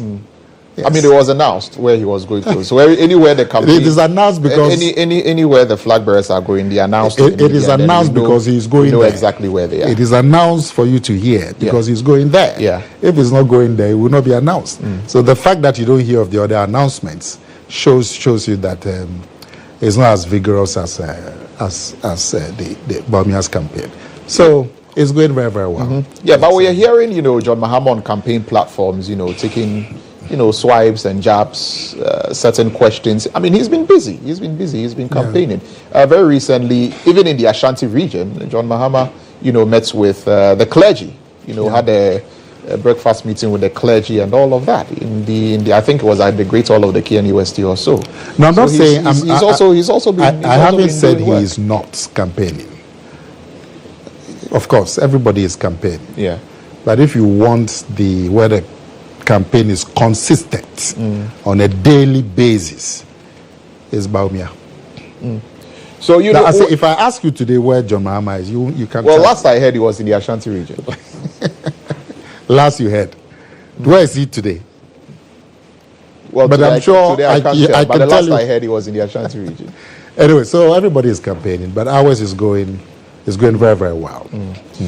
But when I've heard folks in the NPP say Dr. Bawumia is, campaigning as though they were in opposition, or as though you were in opposition, like a very vigorous campaign. Why is that? Because he wants it very badly.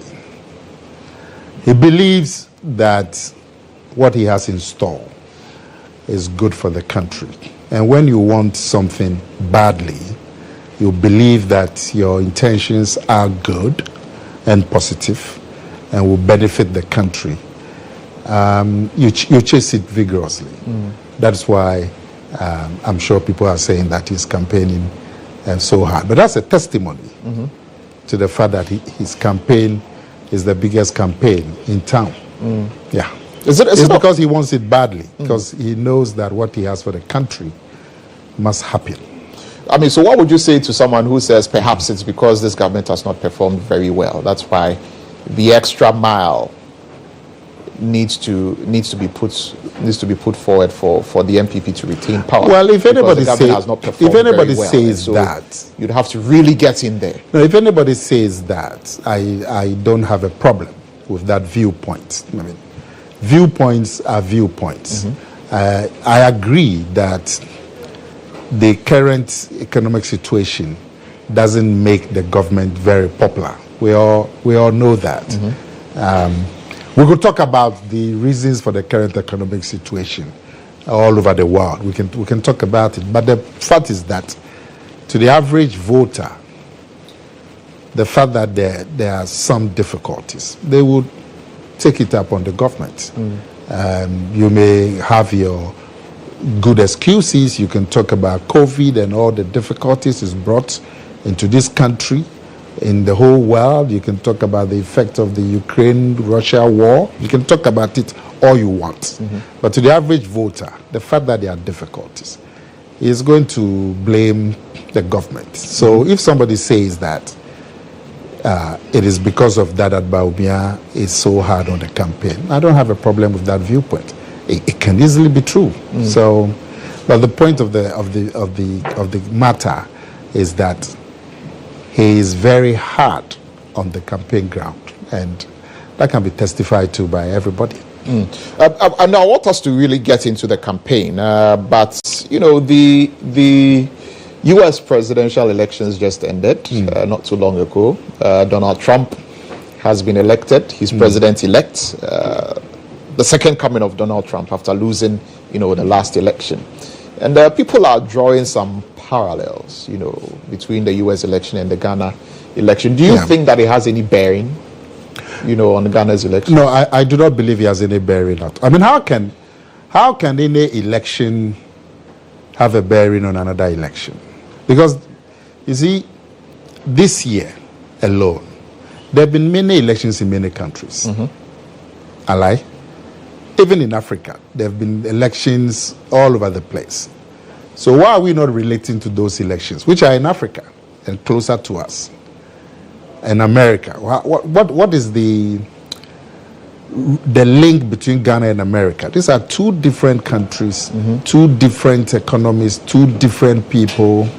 There is no relationship at all. In fact, an election in Nigeria may have, because we are basically in the same economic zone, we are all West Africans, the mentality can be more similar and so on. We have nothing in common with America. I mean, people have said anytime the Republicans win, the MPP wins. When the Democrats win, the NDC wins, and a whole lot. People have always drawn those comparisons, and said because Donald Trump has come back, the second time, it is very possible for GM to come back. I'm sure you've heard all of this. I have heard that. I mean, I am amused by them. It's all part of the political game. I'm amused by them. I don't take them seriously. Otherwise, I can tell you that the elephant has won in America. So in that case, the elephant will win in Ghana because the symbol of the Republicans is the elephant. But I don't take stock. Look, in 2020, who won in America? The Democrats. Yes. Who won in Ghana? The NPP. You see, Yeah. just in 2002, the last elections. So there was something, I don't know if I have it here, just to show you how amusing this whole thing can be. I have Asiedun Ketia.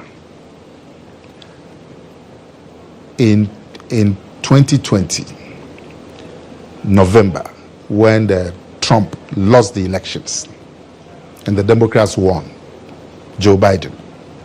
This is what Asiedun Ketia said. I saw it somewhere and I'm happy I have it.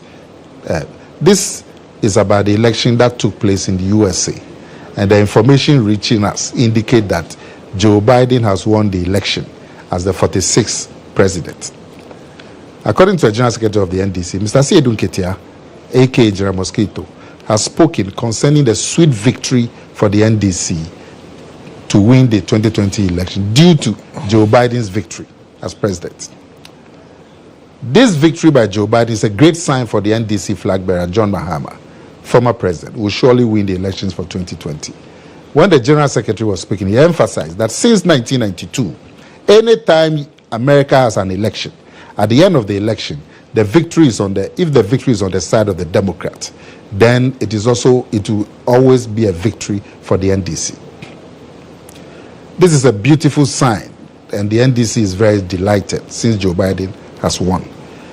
There is a link between the Democrats and the NDC, which is so wonderful or special. So Ghanaians should sleep and keep calm, as the Americans have seen the great work or performance being done by Joe Biden, just as Ghanaians have also seen the great work. So basically, when Joe Biden won in November 2020, the NDC said that they were Democrats. They and the Democratic Party are aligned, and so once the Democratic Party has won, they would also win in Ghana. So today, why are they saying they are Republicans? Did they say they are Republicans? But they are saying they will win. Well, they said Donald Trump has won. Yes. And he was a one-term president. And and he has come back. In 2020. So because of that, John Mahama can also come back. But you cannot be saying two things for the same matter. You have to be. In 2020, you said that once the Democrats have won, and the Democrats, they are social, a bit left of center. Yeah. Once the Democrats win, the NDC wins. And the Democrats had won in 2020. But the NDC didn't win. And now, 4 years later, Republicans have won. Now you say that you are Republicans.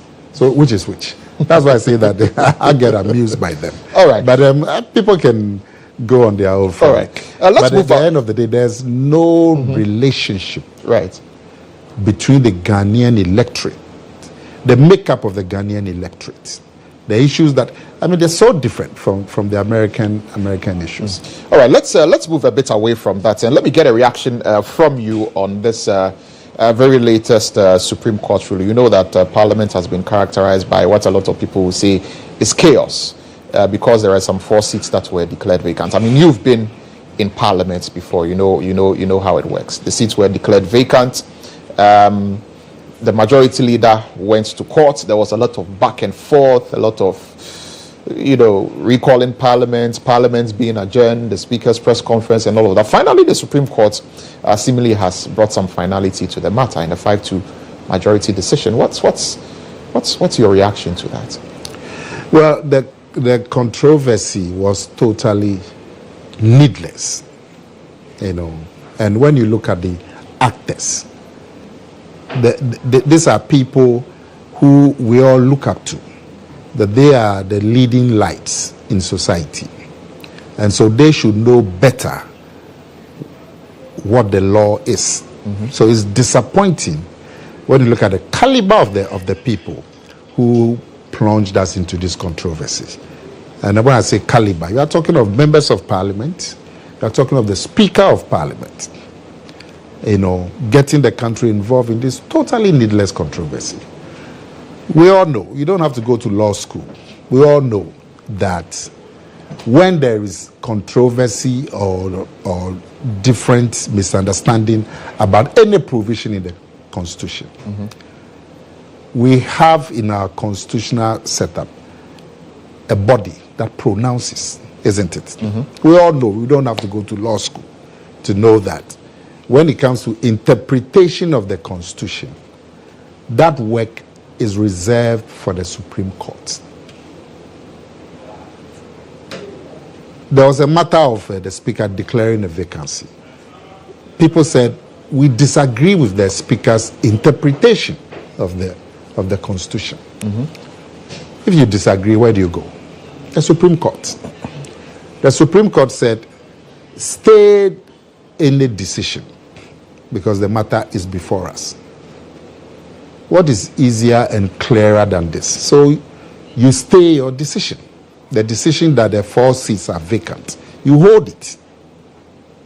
That's all. So things will continue normally. And then the Supreme Court gives its final ruling.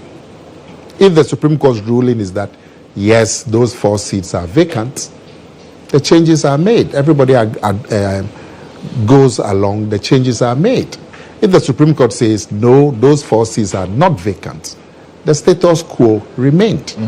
So when the Supreme Court said, stay the execution of that ruling, all Speaker Bagman and the Parliament had to do was to go back to the situation as it was.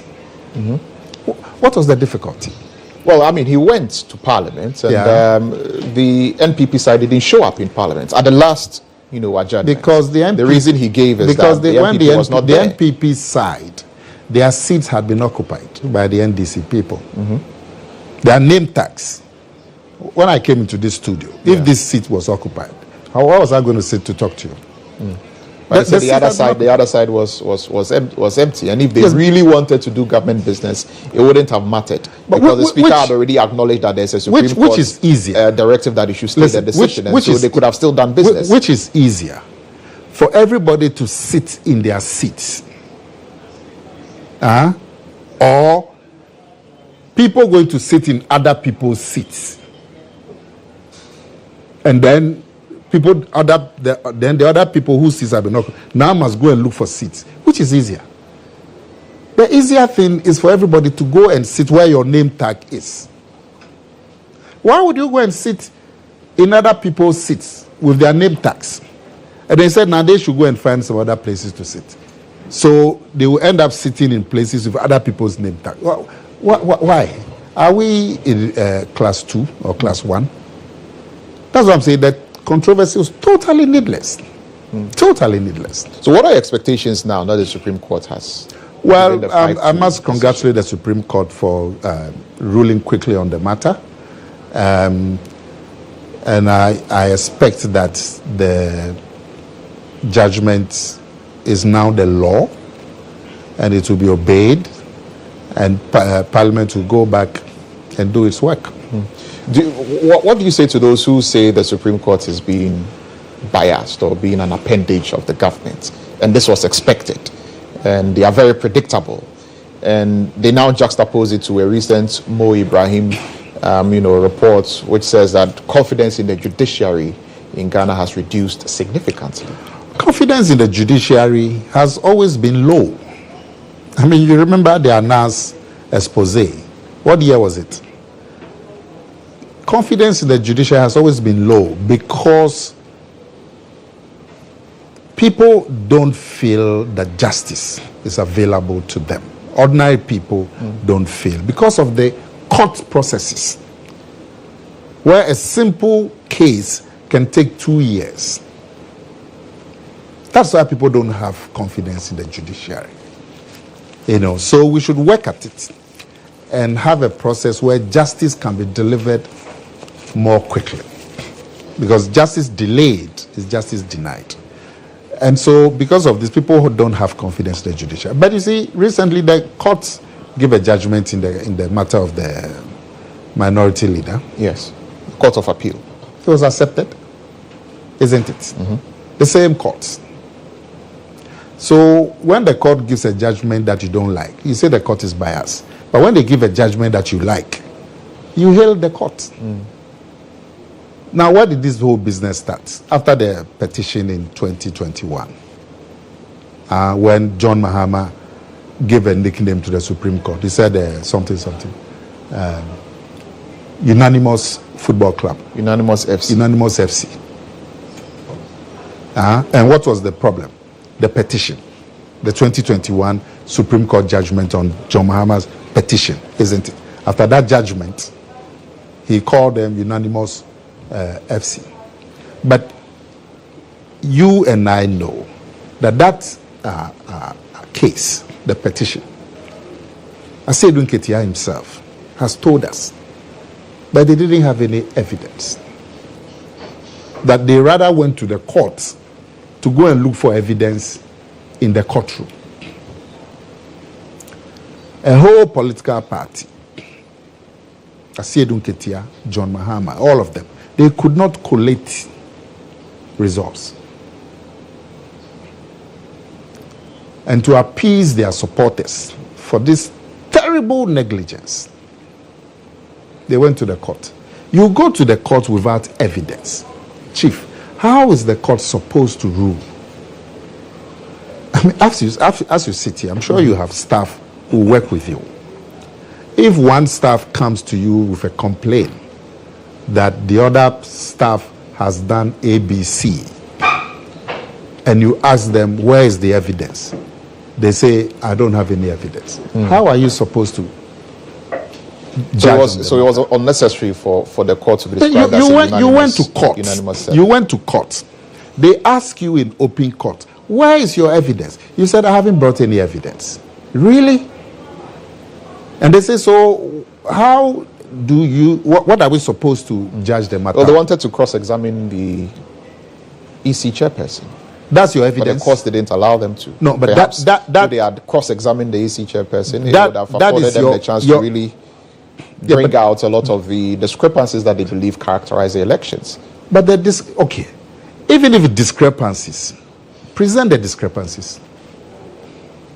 That we have come here because the electoral commissioner on this day said this. She declared this result. The next hour, she declared this result. And that actually happened. So present that evidence. That's what I'm saying. Present that evidence. Then she will be called upon to say, they said you said this on Monday, and you said this on Tuesday, and you said this on Wednesday. How do you explain? Even that, they couldn't present it to the court. All they said was that you bring her, then we'll get the evidence. But normally, when you want to challenge an election, you go with, because everybody has the pink sheets. You couldn't collect the pink sheets. So you believe that it's because decisions don't go in the favor of the NDC. That is why they describe the Supreme Court as unanimous FC. I'm saying this whole thing about the Supreme Court being biased started mainly with the petition. And what was the case of the petition? You went to court without evidence. It's not me, Mr. Lantam. It's not me saying it. It's the current chairman of the NDC. He told the whole country that the evidence that he had was bogus.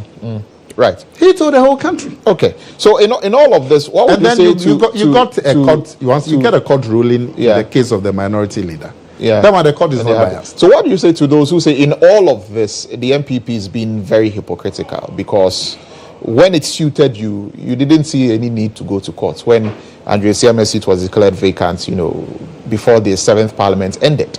But in this particular instance, because it's going to affect your numbers in Parliament, then you know that you have to go to court and seek a proper interpretation of, Article 97. That is hypocritical of the Mr. MPP. Lantam, our constitutional arrangement provides for settlement of disputes.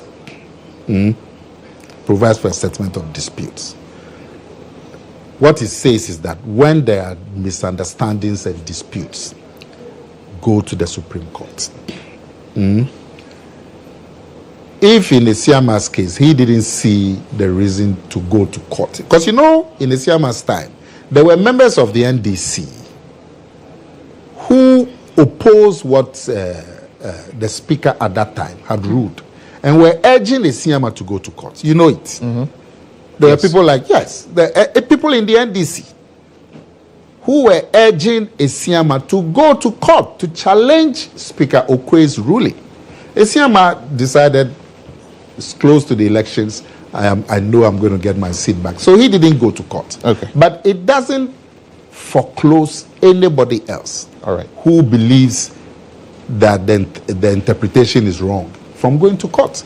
In fact, it's better than going to do riots and demonstrations and so on. It's a civilized way of settling disputes. So we should rather be applauded for taking that route. All right. Let's now talk about the campaign. Let's get into the issues about the campaign. Is there any reason why the flag bearer, Dr. Bawumia, is spending up to 14 days in the Ashanti region?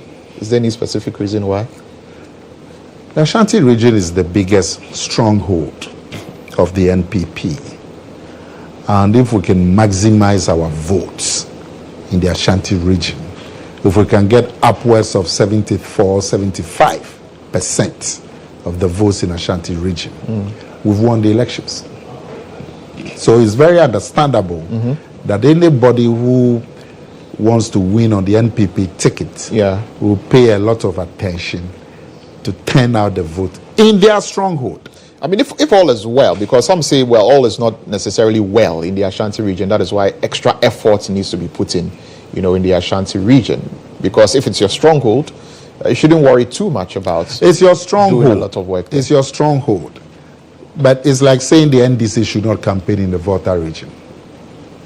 They will still campaign in the Volta region. They are strong because you want to because this is where you can maximize your votes. You understand? The people are already, they have a certain reception to the party and to the message. And so you don't want them to feel that you've taken them for granted.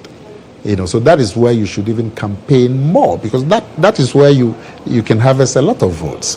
So you would get your 70, 71, 72%. You want to get 75, 76. What's the target? Sorry? What's the target? 75. 75. That's the target for the NPP. Yes. And if we get 75, 76 in Ashanti, like we did in 2016, we won the elections. How are people receiving the campaign in the Ashanti region since Dr. Bawumia has been there? How are they receiving the campaign? I could send you some of the footage. I mean, constituency after constituency, they are competing in the attendance to the rallies and the meetings. I mean, you tell them you go to Asokwa, and the other people tell you what will beat Asokwa, and so by the time you're going to their constituency, they're going to mobilize to show a bigger crowd. I mean, it's amazing, and I have all the footage. I'll send them to you when you have time. You can watch or maybe show on your network. But I mean, look, what is the message? The biggest problem we have today is the economy. And when I talk about the economy, I'm talking about the macro economy. Yes. The city, the strength of the city, interest rates, inflation.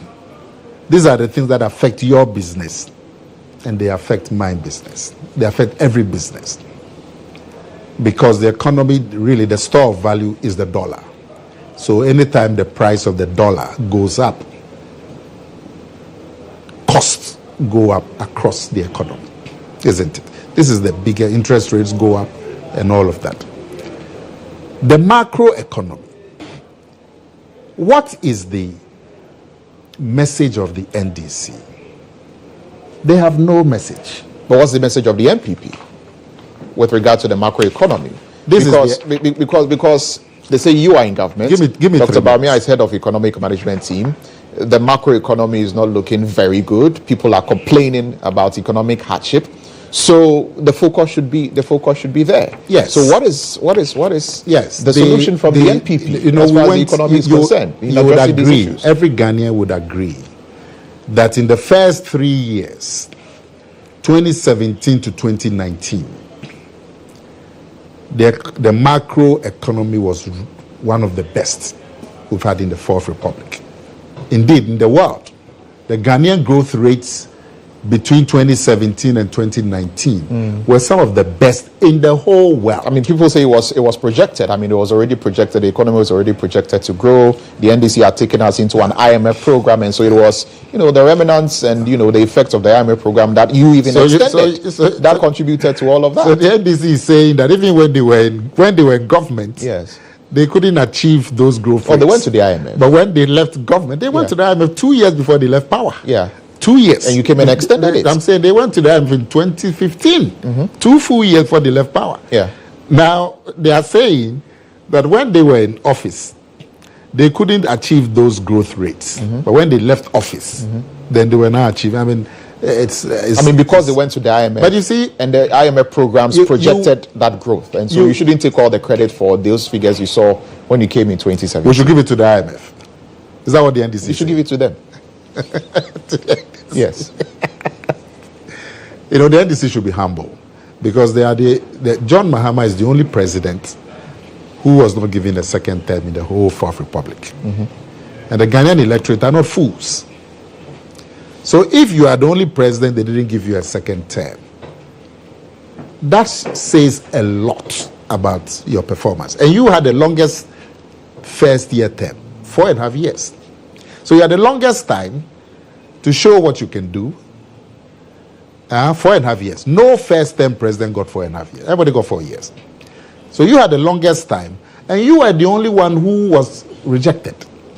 So it shows that really your performance, you shouldn't be talking about your performance at all. There's the performance of Dr. Bawumia. You see, so I'm saying that better. I'm saying that in the first 3 years, when there was no COVID, the performance of the Ghanaian economy under the NPP was some of the best performance in the whole world, not just Africa.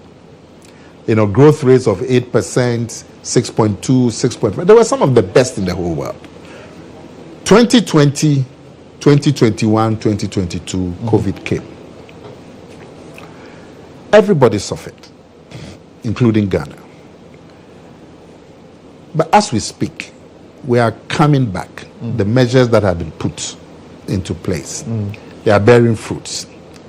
The cedi, the interest rates, inflation, the deficit, the debt to GDP, they are all coming down, which shows that we are coming out of the difficulty. So is all the blame on COVID? Is all the blame of what is happening in the economy, is it all on COVID? Look, we have been in this country that John Mahama... Is it all on COVID? We have been in this country that John Mahama, yes, where there was no COVID.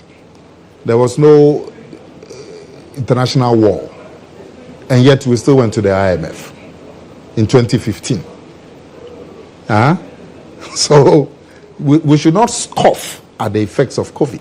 And if the effects were just in Ghana, you can say that, well, maybe, but it's all over the world. But a lot of grants, a lot of loans, a lot of money came to the government in excess of 1 billion because of COVID. And so we should not be in this situation. No, but it's been attributed to a lot of mismanagement on the part of the government, not being able to handle things well, and the COVID just exacerbated the situation. Okay, 2 things. And not necessarily that because of COVID is where we went, where there was mismanagement. Have you heard John Mahama in Harvard? You have his speech. Do you have his speech? It's unfortunate I didn't bring it. I don't have the speech. Oh, I'll send it to you. He was speaking at an international platform and was talking about the effects of COVID in Africa. Yeah. You would think it's Bawumia who's speaking. But when they come to Ghana, they change their tone.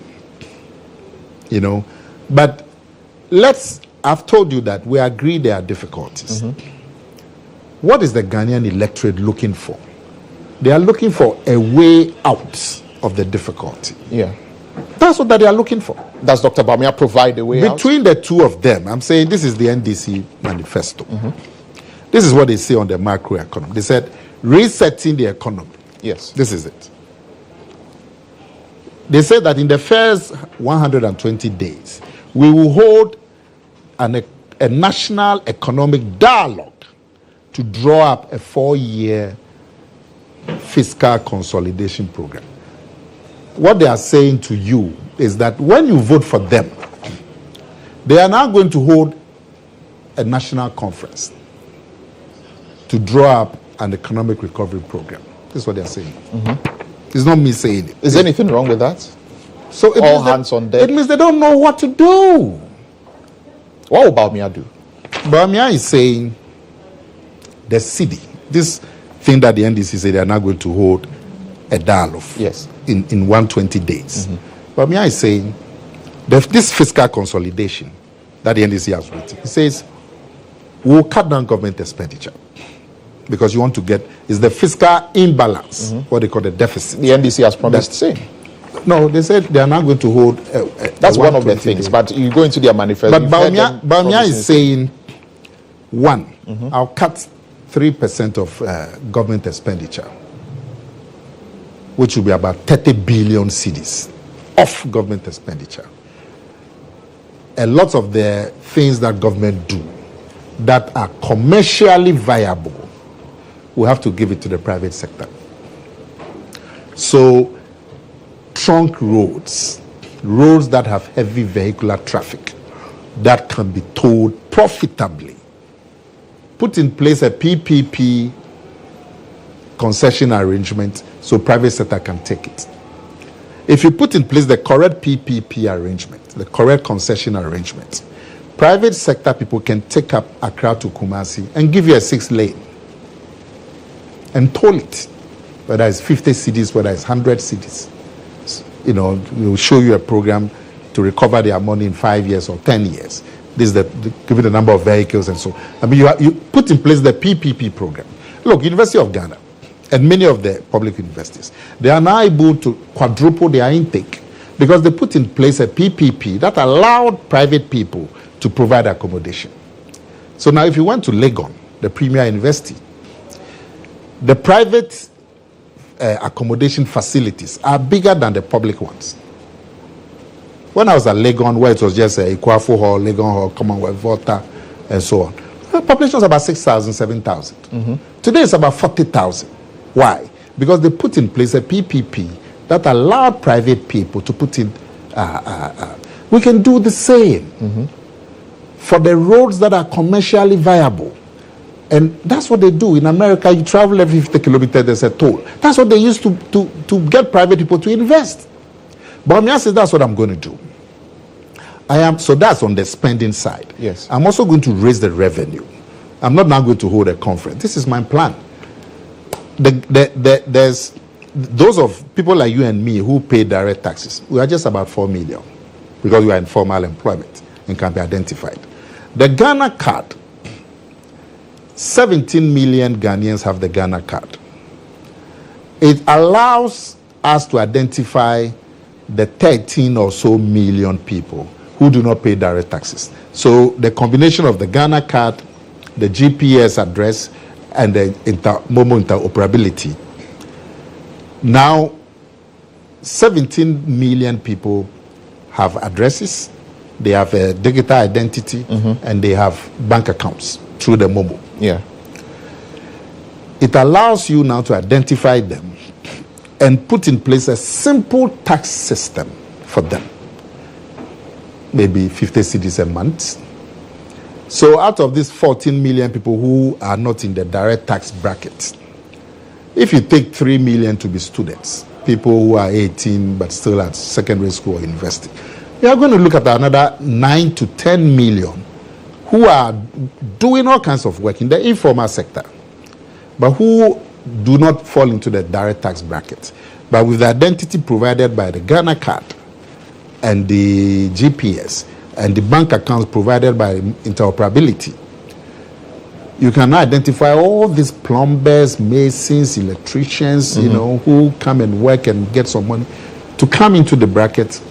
Don't do any complex thing for them. Just flat rate, 50 cedis a month that they can pay on their phones and get the receipt on their phones to show that they also have a tax profile. And the Ghana card allows them now to have tax number, because your Ghana card is also your tax number, which you know. So every month, you put this in place, every month you are going to get about 8 to 9 to 10 million people paying some 50 cedis a month, in addition to what you and I pay directly. And that would expand the revenue.